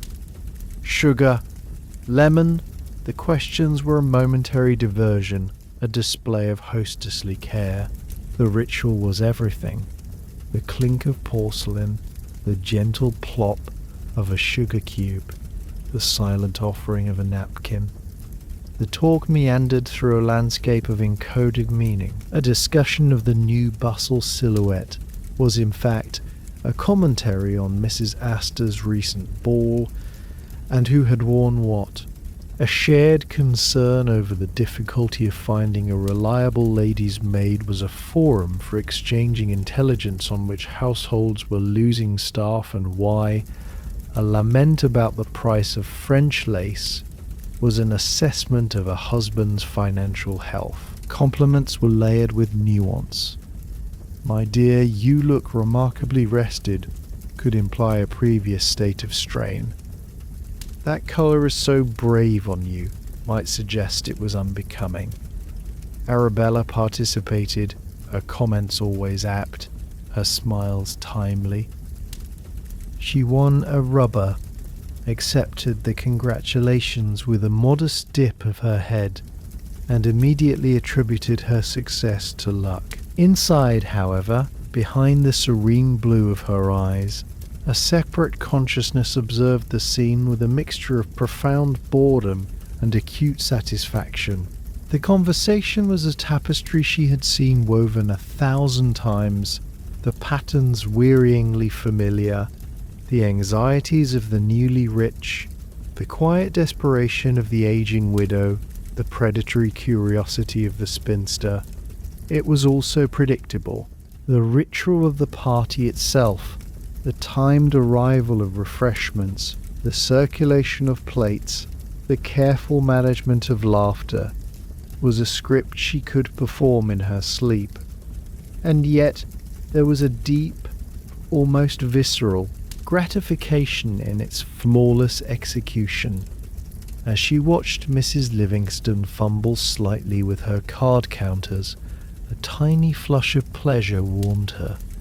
Her own counters were aligned perfectly. As Miss Pratt launched into a subtly barbed anecdote about a mutual acquaintance, Arabella provided the exact, encouraging murmur that kept the story flowing without ever committing to an opinion. She was the conductor of this quiet symphony, ensuring every note was in tune, every pause precisely measured. The boredom was the price of mastery, and she paid it willingly. This was her arena, as the boardroom was Cornelius's. Here, social capital was accrued and spent, alliances were hinted at, and reputations were gently polished or discreetly tarnished. The stakes, while invisible, were as real as any stock certificate. The afternoon light beyond the curtains faded from gold to grey. The tea was replenished, the sandwich plates replaced with fresh ones bearing slices of plum cake. The talk turned, as it inevitably did in the final act, to the men. "My husband is entirely absorbed by this museum business," Arabella said, brushing a non-existent crumb from her lap. "Asian art, of all things. He finds it calming." "A worthy pursuit, Mrs. Calming," Winthrop said, her tone suggesting she found it esoteric to the point of eccentricity. "My late husband preferred his club, a simpler form of calm, I think." "And your sons, Arabella?" Miss Pratt inquired, her voice sweet as syrup. "Theodore must be quite the gentleman about town by now."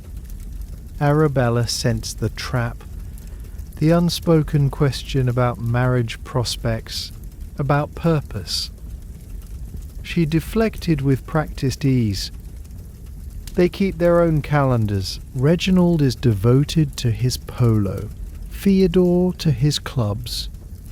They are young yet."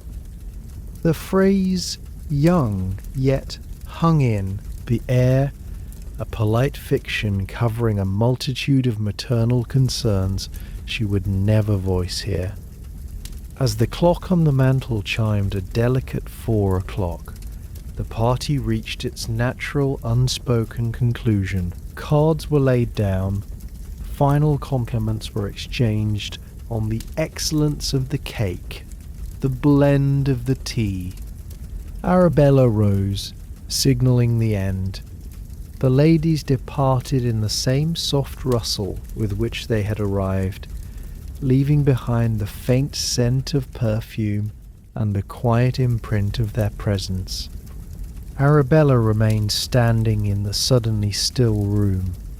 The gaslight seemed harsher now, revealing the crumbs on the green felt, the dregs in the bottom of the cups. The performance was over.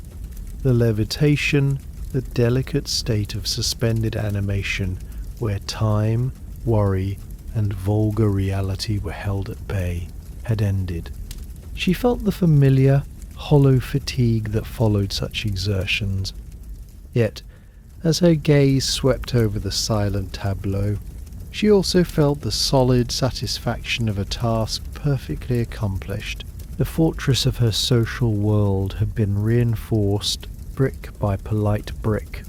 She rang the bell for a maid to clear the remains, and as she did so, her face settled into its natural expression, one of calm, untouchable authority, ready to descend once more into the practical machinery of her domain.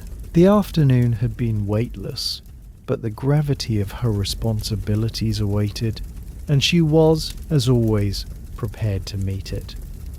The afternoon air in Central Park held a crisp, golden quality, the kind that gilded the edges of the world and made even the dusty paths seem enchanted. Theodore Van Ryn moved through this landscape with a deliberate, measured pace, his walking stick, a slender Malacca cane with a silver wolf's head handle, tapping a soft, irregular rhythm against the gravel.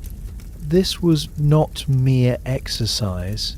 It was the sacred ritual of the promenade, a public performance of leisure and status as choreographed as any minuet. His destination was unimportant.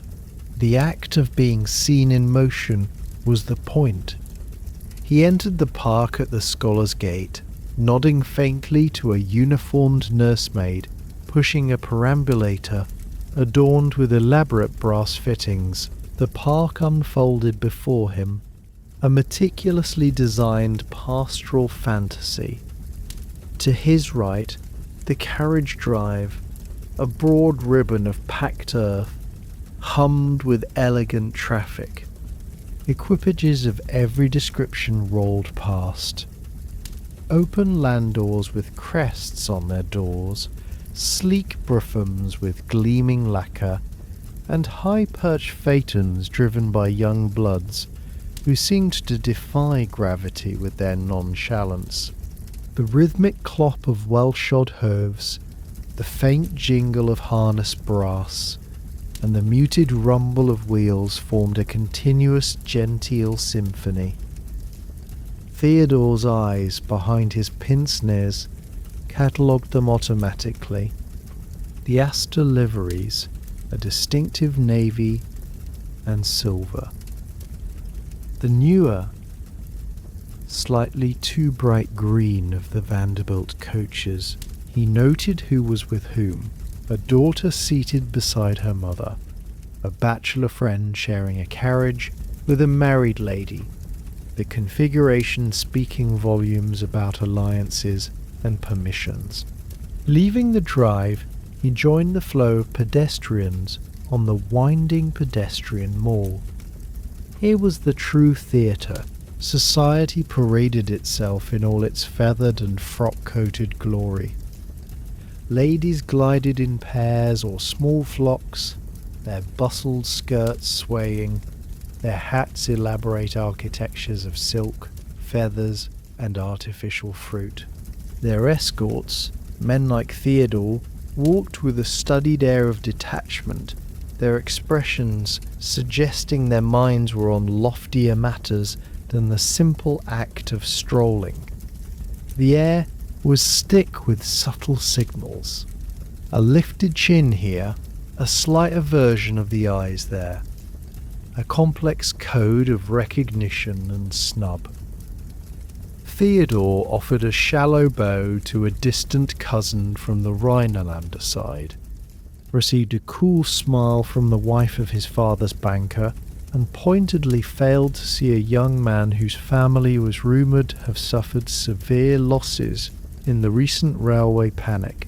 Each interaction, or lack thereof, was a tiny stone placed on the scale of social standing. Van Ryn, well met. The voice, hearty and familiar, broke his reverie. He turned to see Jasper Winthrop approaching, a man of his own age and station, whose robust complexion spoke of hours spent not in libraries but in saddle rooms. They shook hands, a firm single pump. Winthrop. Taking the air, always. The horses need the rest more than I do, but one must keep up appearances. Jasper fell into step beside him. Their conversation was a comfortable, well-worn track. Speaking of horses, saw that pair of chestnuts you were looking at last week at Harriman's. Fine action. Did you pull the trigger? Theodore shook his head, a slight frown of regret touching his lips. Father thought the price speculative. He believes the market for high steppers is softening. Advised waiting. Jasper chuckled, a sound like gravel shifting. Always the strategist, your father. Mine just asks if they can run. I'm considering putting my name up at the Knickerbocker. The new card room is said to be exceptional. You remember, aren't you? Theodore felt a small flush of pride. I am. The facilities are adequate. The chef, however, is superior. Their filed de bouffe is unparalleled. He steered the conversation to the safety of cuisine, a domain where he felt on solid ground. They discussed clubs, mutual, acquaintances, and the tedium of the upcoming social season with its endless rounds of identical parties.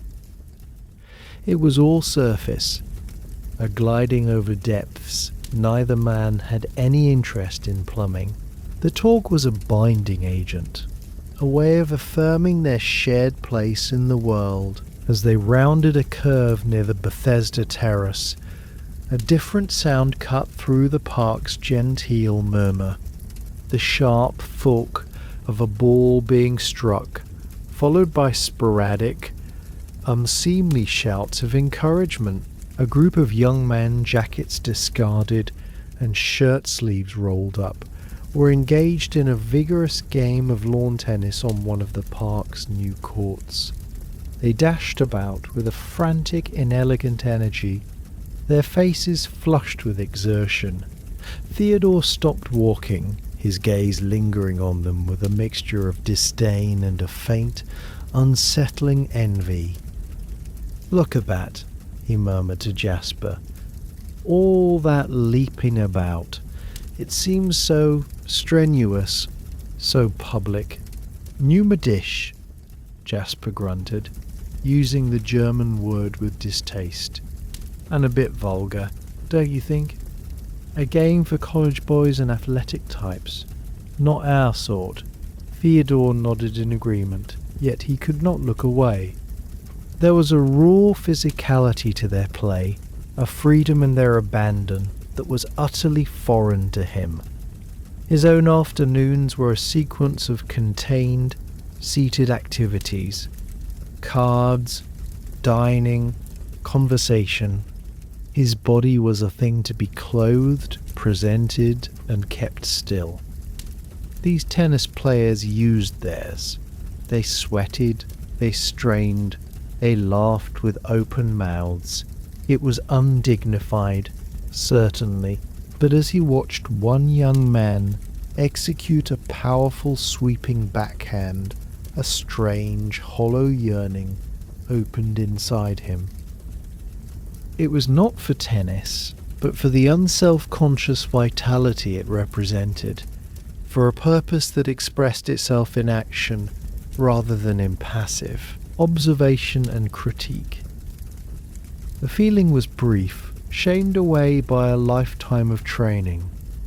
He straightened his already straight shoulders. "Quite vulgar," he affirmed, turning his back on the court. "Shall we continue? The light is beginning to fade." They walked on, the ritual reasserting itself. The promenade was about seeing, but more importantly, it was about being seen in the correct context, with the correct people, exhibiting the correct degree of ennui. The tennis players in their sweaty fervour were invisible to the truly important eyes, those of the ladies in the carriages and the gentlemen on the paths. Theodore's envy curdled into a soothing sense of superiority. His world was one of nuance, of subtle power, of influence whispered over brandy. Theirs was one of simple, pointless exertion. He parted from Jasper with another handshake and a promise to meet at the club next week. Completing his circuit, Theodore turned his steps back toward Fifth Avenue. The grand facade of his home came into view. A fortress of brownstone and order as he approached. He felt the familiar mantle of his identity settle back upon him, heavy and reassuring. The promenade had served its purpose. He had been observed. He had conversed. He had reaffirmed his place. The brief, rebellious flicker of envy for the men on the tennis court was extinguished, buried under the weight of tradition and expectation. He had performed his role flawlessly. The sacred ritual was complete, and he could now retreat, unseen, into the private world where no performance was required, yet where the pressure to be nothing but the perfect, idle sun was, in its own way, the most strenuous game of all. In the hushed, gilded cages of their separate bedrooms, the Van Ryn family prepared for battle. The evening's formal dinner was not a meal. It was a campaign, and their attire was the armour. Each member retreated into their private sanctum, where the silent, skilled labour of servants would transform them from private individuals into public monuments of wealth and taste. In Arabella's chamber, the air was thick with the scent of French milled soap, violet powder, and the faint, hot smell of curling irons heating over a spirit lamp. She sat before the vast gilded mirror of her dressing table, clad in a silk wrap, her own reflection a pale preliminary sketch. Behind her stood her lady's maid Colette, a woman of pinched French elegance and preternatural stillness. The first act was the foundation, the corset. It lay on the bed like the exoskeleton of some formidable insect, white satin and whalebone. With practiced hands, Colette helped Arabella into it, lacing the silk cords at the back. Each pull was firm, systematic, a gradual reduction of breath and softness.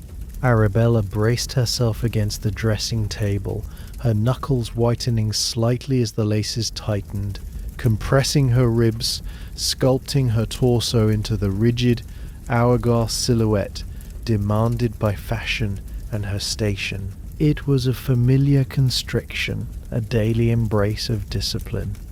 As the corset closed, her posture changed instinctively. Her spine straightened, her chin lifted, her entire bearing shifted from the relaxed woman of the morning room to the regal hostess. Next came the architecture of the hair. Her own tresses, let down, were fine and fading towards silver. Colette worked with silent speed, weaving, pinning, and coaxing. Strands were twisted over pads to create volume, then secured with a small army of jet-black hairpins. The style was intricate but not ostentatious. A high, smooth crown from which elegant loops and folds descended to a neat chignon at the nape.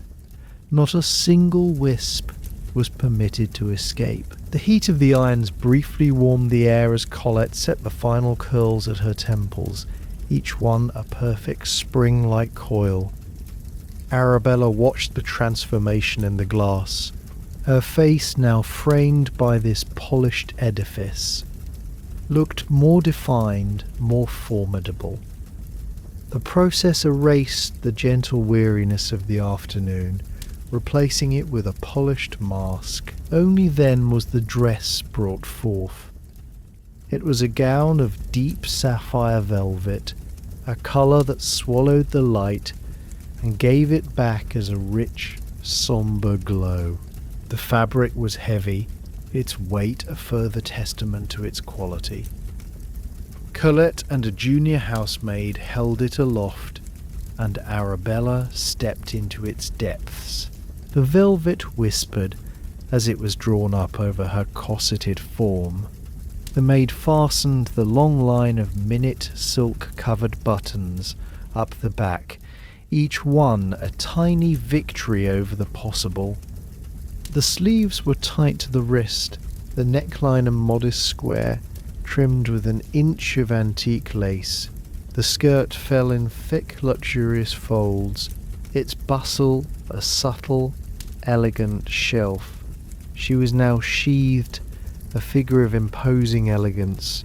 Finally the jewels. Colette opened a velvet-lined case, and the room seemed to brighten. Arabella's hands went first to her ears, securing diamond studs that glittered like captured ice. Then came rings, but the centerpiece was the necklace. Colette lifted it with reverent care, a collar of diamonds, each stone a brilliant cold fire, set in intricate platinum filigree. It was not merely jewellery. It was a portion of her dowry, a tangible piece of the fortune she had brought into the Van Ryn name.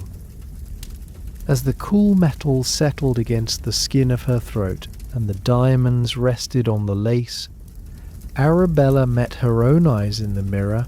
This was her primary function at dinners such as these: to be a living display case for the family's wealth. Her grace, her conversation, her management of the household were all vital, but it was this visible, glittering proof of capital that spoke the loudest in the candlelit salon.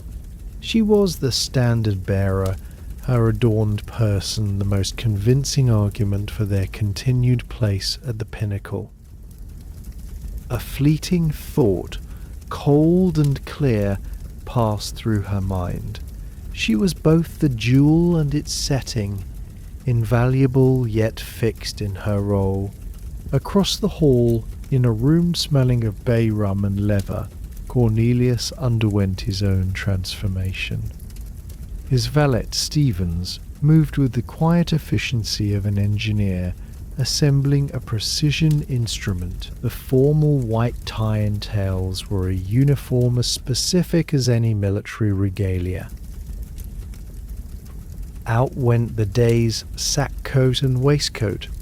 In their place went the stiff, white piqué waistcoat, the starched wing-collared shirt that felt like cardboard against his neck, and the black trousers with their perfect razor-sharp creases. Stevens helped him into the tailcoat. Its black wool so fine it was almost soft, its cut so exact it seemed to broaden his shoulders and trim his waist. The process was conducted in near total silence, broken only by the soft brush of cloth and the click of fasteners. As Stevens adjusted the set of the coat across his back, a knock sounded at the door. At Cornelius's grunt, his younger son, Reginald, entered. Reginald was already dressed in his own dinner jacket, but he looked faintly uneasy, like a boy playing dress-up. He held a small velvet pouch in his hand. "Your mother thought you might need these tonight, Father," Reginald said, his voice uncharacteristically formal. Cornelius turned. He knew what was in the pouch. He gave a single nod. Reginald stepped forward, opened the pouch, and tipped its contents into his own palm. A pair of oval cufflinks, crafted from solid gold and engraved with the family crest, a stylized heron. They were not Cornelius's usual set. These were heavier, older, passed down from his own father. Their use was reserved for the most significant occasions, a silent signal for continuity. Without a word, Reginald offered them. Cornelius extended his cuffs. With clumsy but earnest care, the young man fixed the links through the starched linen holes. The ritual was wordless, but its meaning hung palpably in the air.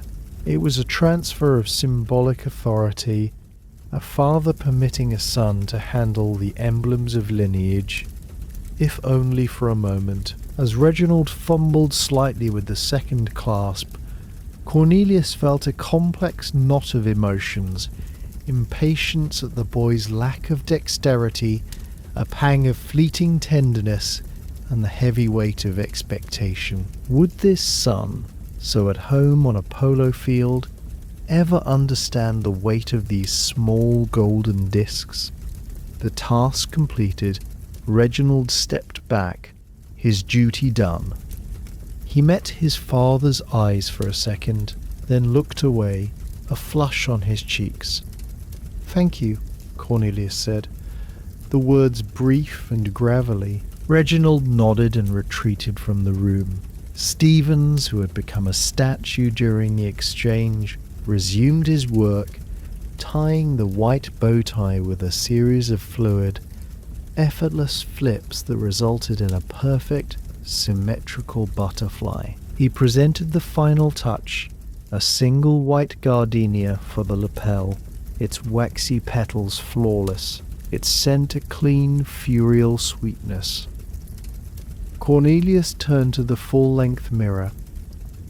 The man who stared back was a stranger of formidable dignity.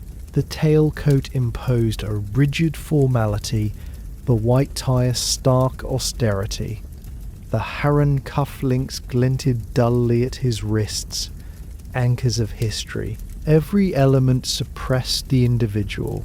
The softness, the fatigue, the private worries and presented instead an ideal, the pillar of society, the captain of industry, the pater familias. He was encased, armoured for the genteel combat of the dining room, where fortunes would be assessed, alliances subtly tested, and the fragile edifice of his world would be, for a few hours, upheld by nothing more substantial than correct etiquette and the glitter of his wife's diamonds. He took a deep breath, felt the corset-like grip of his waistcoat, and assumed the expression of calm, unassailable authority that was the final and most essential piece of the ensemble. The transformation was complete.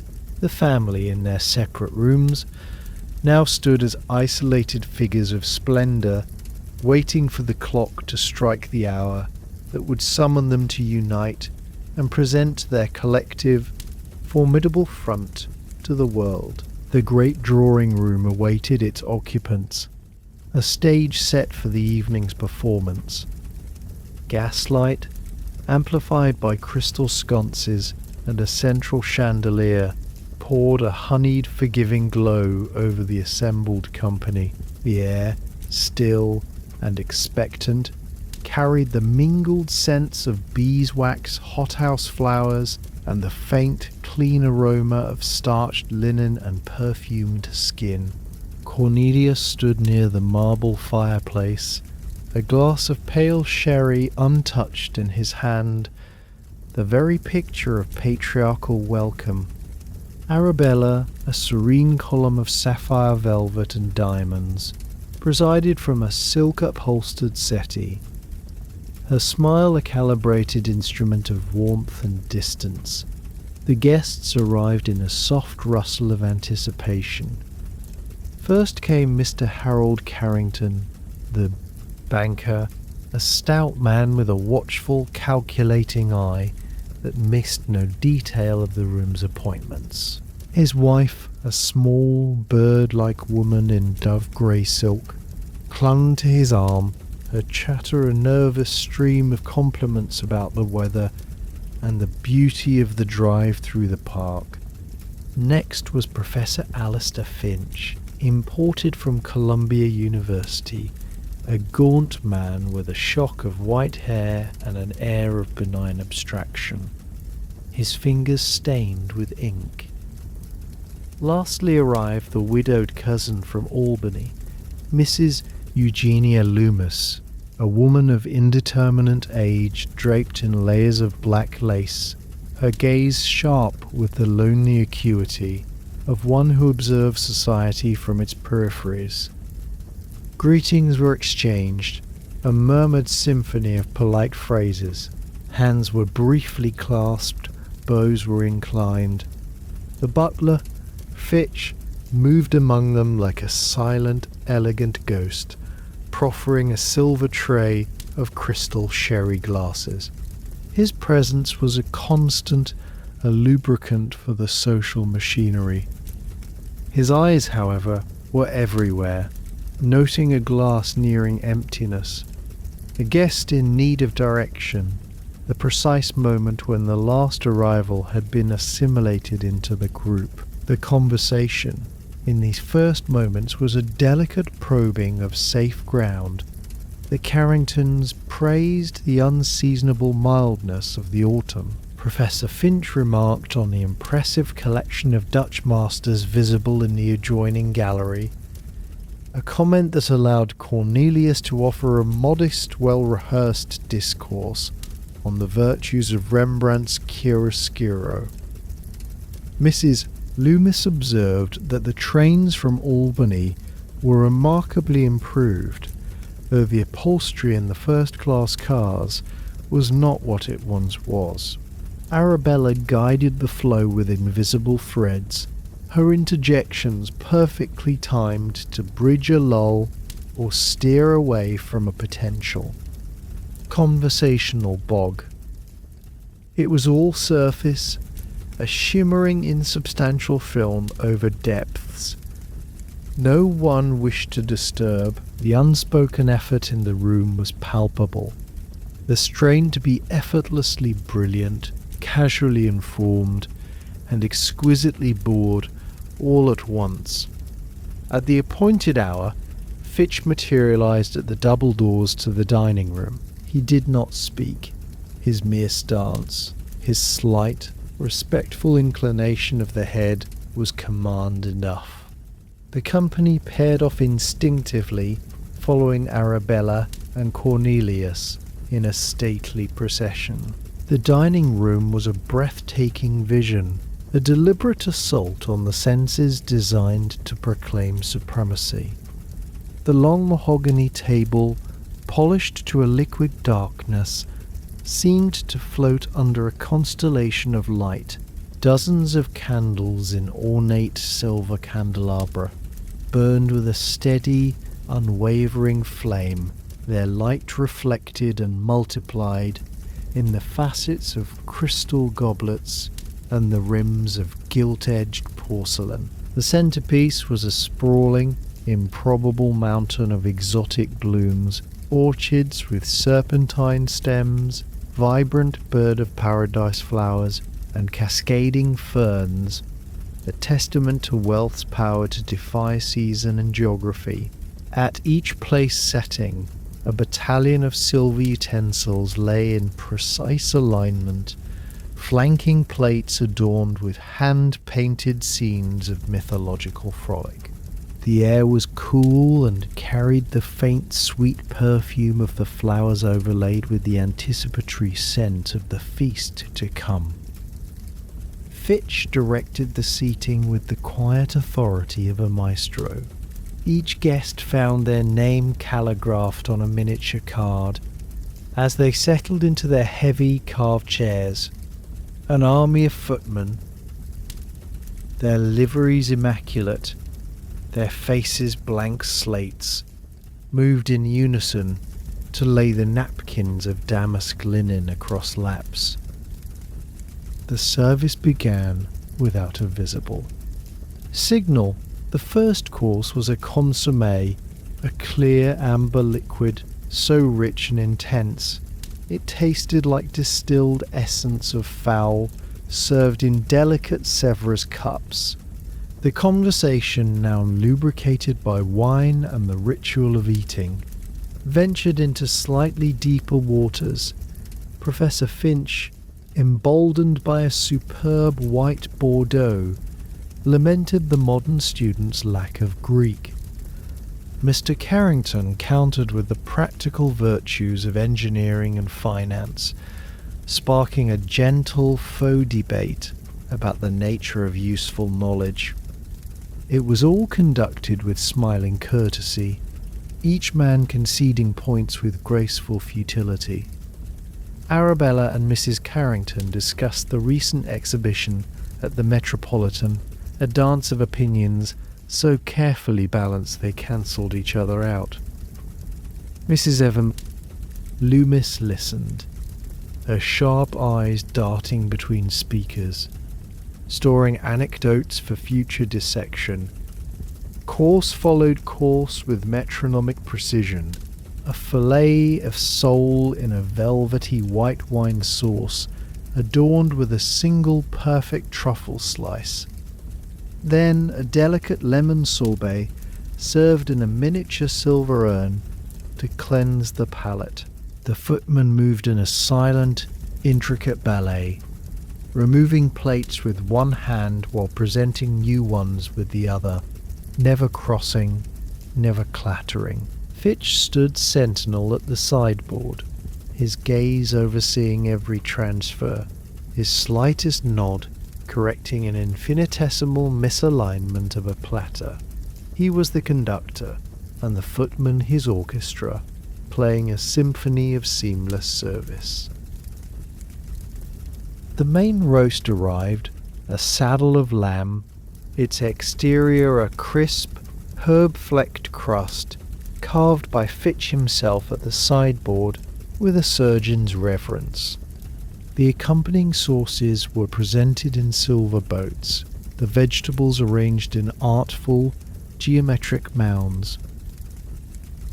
The conversation, fueled by a robust claret, turned to politics, but only of the most abstract, historical sort. The passions of the present day, the angry strikers at Homestead, the rising populist fervour, were kept firmly at bay, referenced only as distant, regrettable storms on the horizon of civilization.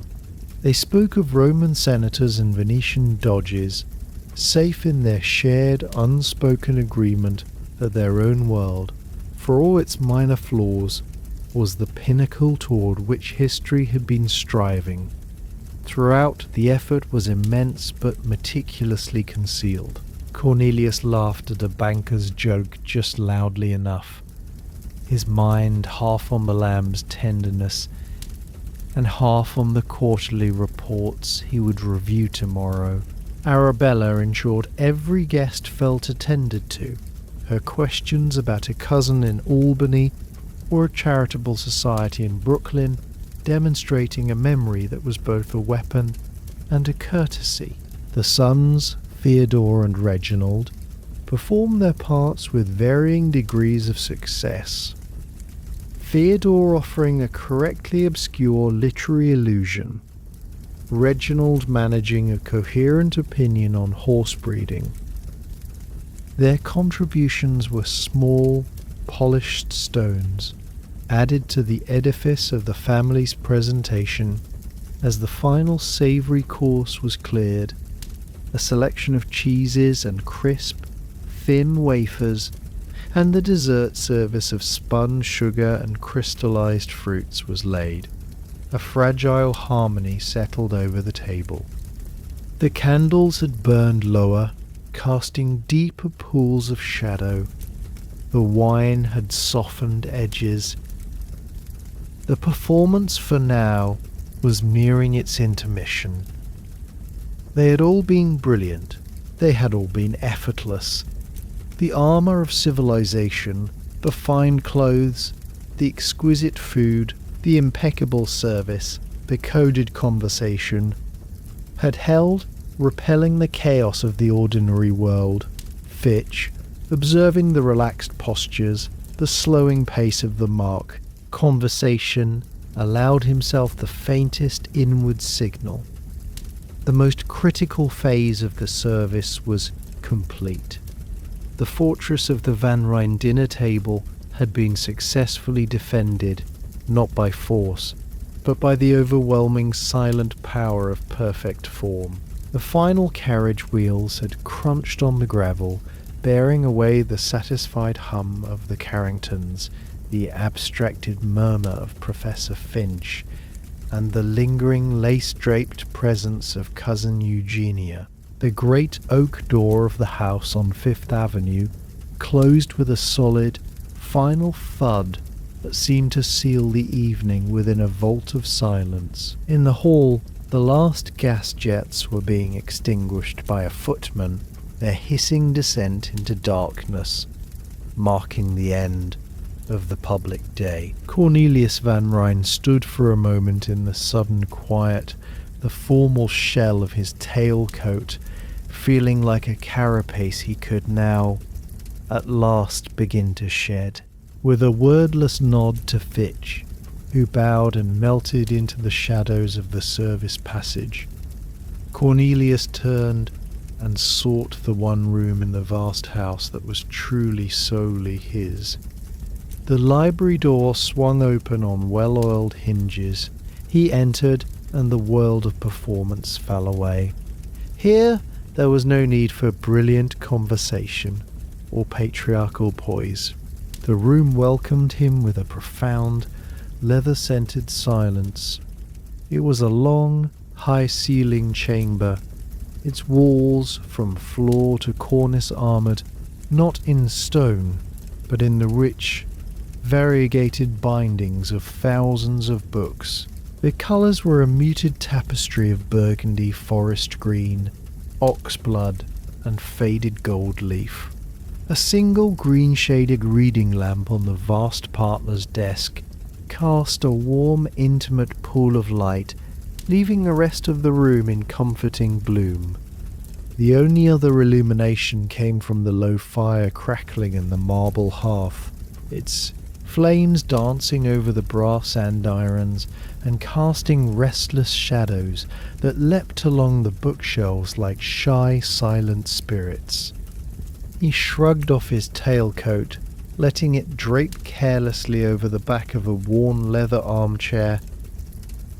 A small, deliberate act of rebellion against the evening's formality. He loosened his white tie and the top button of his stiff wing collar, feeling a physical rush of relief as the constriction eased.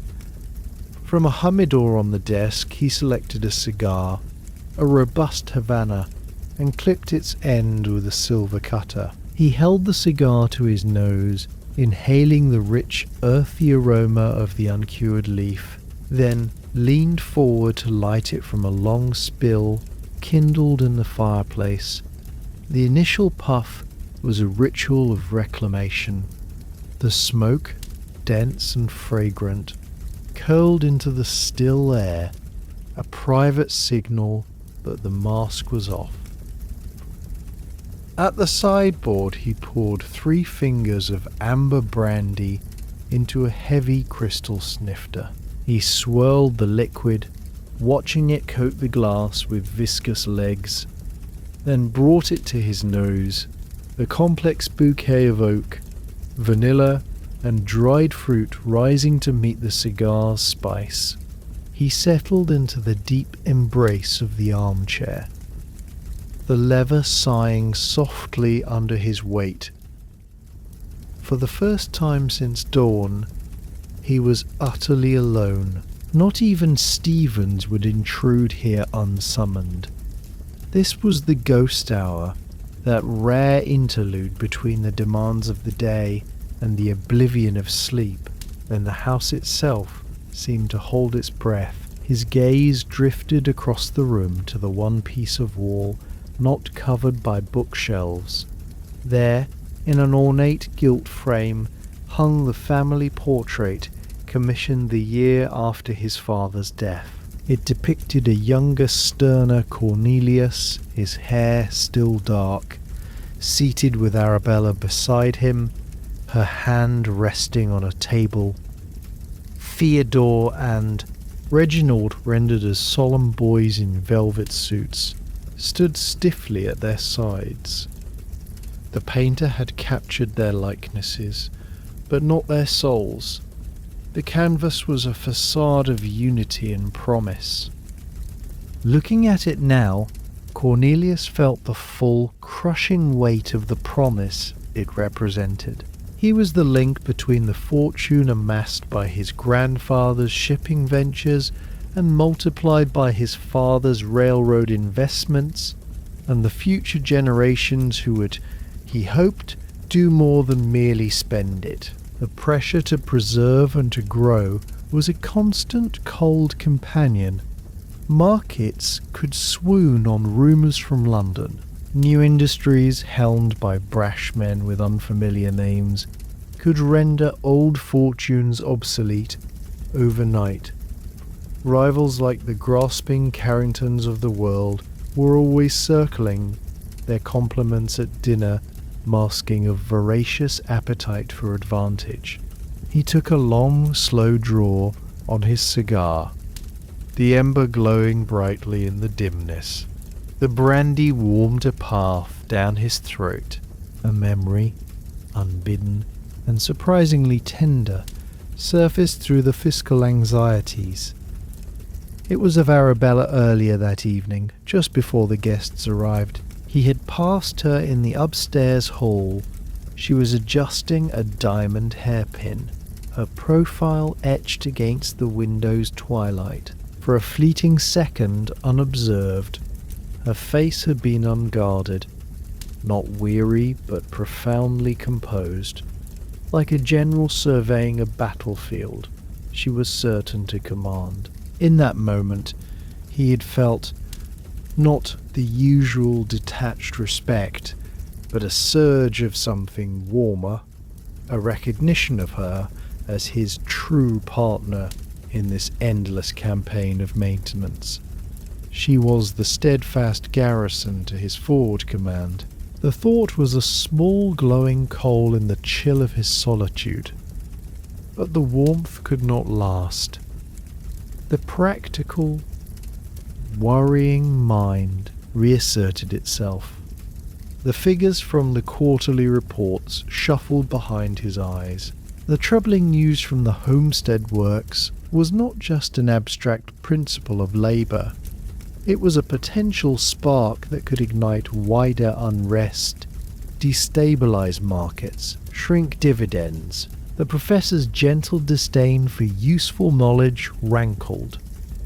It was the useful knowledge of engineers and accountants that built and sustained empires, not the parsing of dead languages. And the boys, his eyes returned to their painted faces in the portrait. Theodore with his clubs and his whist, Reginald with his polo ponies, were they merely ornaments, or did they possess the dormant steel required to steer the ship in stormier seas? The question was a constant dull ache. He finished the brandy, the final sip, a burnished heat on his tongue.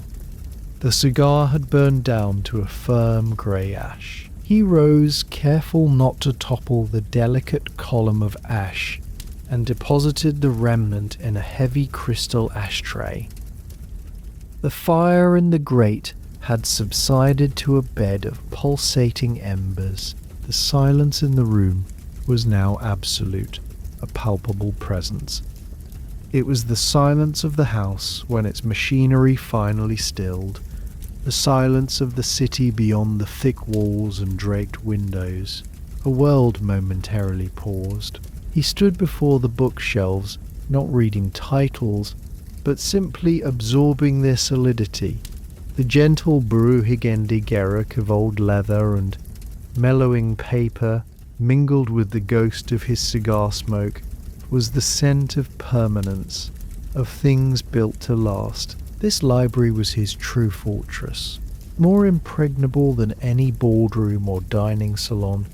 Here, surrounded by the accumulated wisdom and folly of centuries, his own burdens seemed both diminished and part of a grand, continuous thread. He was not the first man to wrestle with legacy, with feckless sons, with the tides of commerce. The thought was not entirely comforting, but it was steadying. With a final glance at the dying fire, he turned down the wick of the reading lamp. The pool of light vanished, leaving only the faint, rosy glow from the hearth.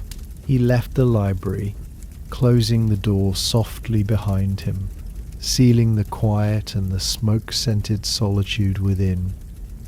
The ghost hour was over.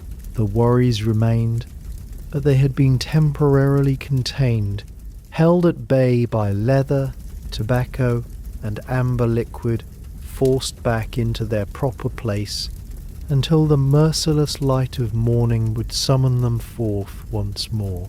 For now, in the dark, silent hall, there was only the retreat to a cold, linen-sheeted bed and the brief blank respite of sleep, the last lingering vibrations of the evening, the murmur of farewells, the crunch of carriage wheels, the solid thud of the oak door, were absorbed into the thick walls and heavy draperies of the house, leaving behind a silence so profound it felt like a new element. The performance was over, the actors retired, and the great stage itself began its nightly ritual of exhalation. In Arabella's bedroom, the final act of her day unfolded with the same quiet precision that had governed its beginning.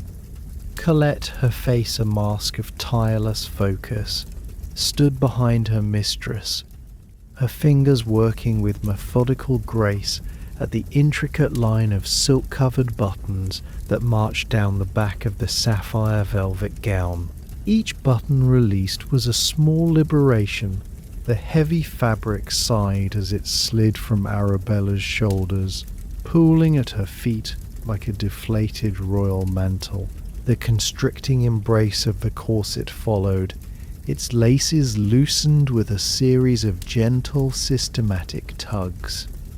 Arabella drew in a deep, unencumbered breath, the first full one in hours, feeling her ribs expand back into their natural alignment.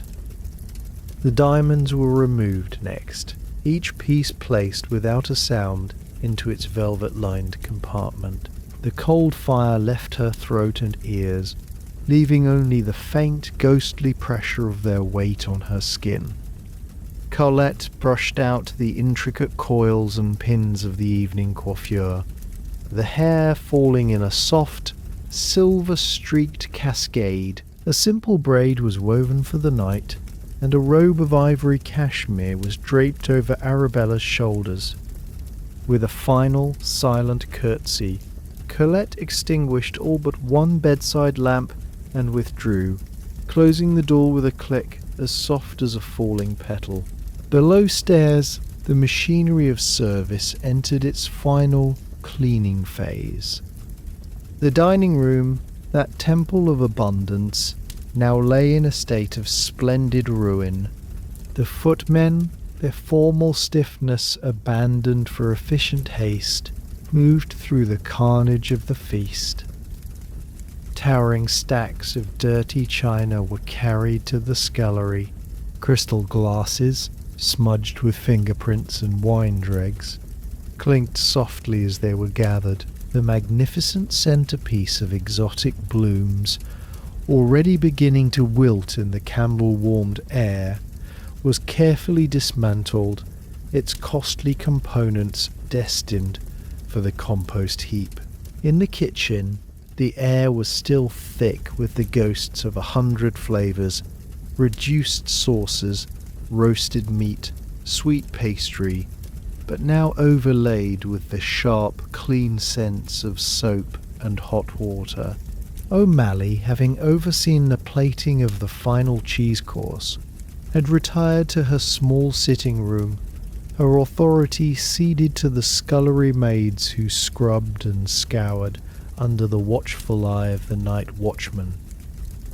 The great ranges were banked, their fierce hearts damped down to a deep, smouldering glow that would keep the kitchen warm and ready for the pre-dawn resurrection. Throughout the house, a silent army performed its last duties. A junior footman yawning widely made the final round, checking the fastenings of every window and the bolts on every exterior door. His footsteps, muffled by felt slippers, were the only sound in the cavernous front hall. Upstairs, a chambermaid slipped into the emptied guest rooms, emptying ashtrays, plumping pillows that had never been used, and ensuring the water carafes were full. In the servants' wing, the quiet was different. A tired, communal silence broken by the occasional creak of a bed frame or the muffled cough from behind a closed door. The hierarchical tensions of the day had dissolved into the shared fatigue of labour completed. Then, the house itself began to speak. It was a language of settling, of release. A deep, resonant crack echoed from within a ceiling beam in the drawing room, a sound like a giant's knuckle popping, as the ancient timber contracted in the cooling night air. From the hall came the steady, sombre heartbeat of the grandfather clocks, two of them, their mechanisms slightly out of sync, producing a low, asynchronous tick-tock, tick-tock that seemed to measure the passage of time itself rather than the hours. Floorboards, relieved of the day's traffic, creaked and groaned in secret conversation. The plumbing in the walls gave an occasional metallic sigh. These were the sounds of the fortress unbending, its stone and wood and plaster releasing the accumulated tensions of the day, shifting minutely on its foundations. It was not a restless sound, but one of profound settling, as if the house were a great beast finding a comfortable position for its long sleep. From the outside, on the silent, gaslit expanse of Fifth Avenue, the house presented only an imposing, impassive face. It was a dark silhouette against a sky washed with the faint, sulphurous glow of the city, its many windows blank and sightless. No sliver of light escaped from between the heavy drapes. To a passing watchman or a late-night reveller in a hansom cab, it was just another pile of brownstone and fortune, a sleeping giant. There was no hint of the intricate web of lives woven within its walls, the ambitions and anxieties, the routines and rebellions, the vast silent labour that sustained its illusion of effortless permanence. It stood as a monument to order, seemingly inert. High up, on the third floor, a single small light had glimmered for a time in the library's window, a warm yellow square in the dark facade. It was the light from Cornelius's reading lamp, a beacon of solitary thought in the sleeping house. For an hour it had burned, a testament to the private man within the public shell. Then, as the last ember of his cigar faded and the final sip of brandy was taken, the light had wavered and vanished, extinguished by his own hand. The window was now as black as all the others. The house was complete. The master had retreated to his rest, his worries temporarily shelved among the leather-bound books. The mistress slept, her regal composure softened by sleep. The sons, in their separate rooms, dreamed their vague dreams of idle purpose. Below, the servants slept the deep, exhausted sleep of the justly weary. The machinery was still. The only movements were the slow dance of dust motes in moonbeams that stole through chinks in the curtains, and the gradual sinking of the fires in the grates from orange ember to grey ash. The great engine of the Van Ryn household had run its daily cycle. It had awoken, laboured, performed, and now, with a final collective sigh, it settled into the brief peace of the night, gathering its strength to do it all again. With the first pale light of dawn, the giant slept, and in its sleep it dreamed only of its own perfect, immutable order.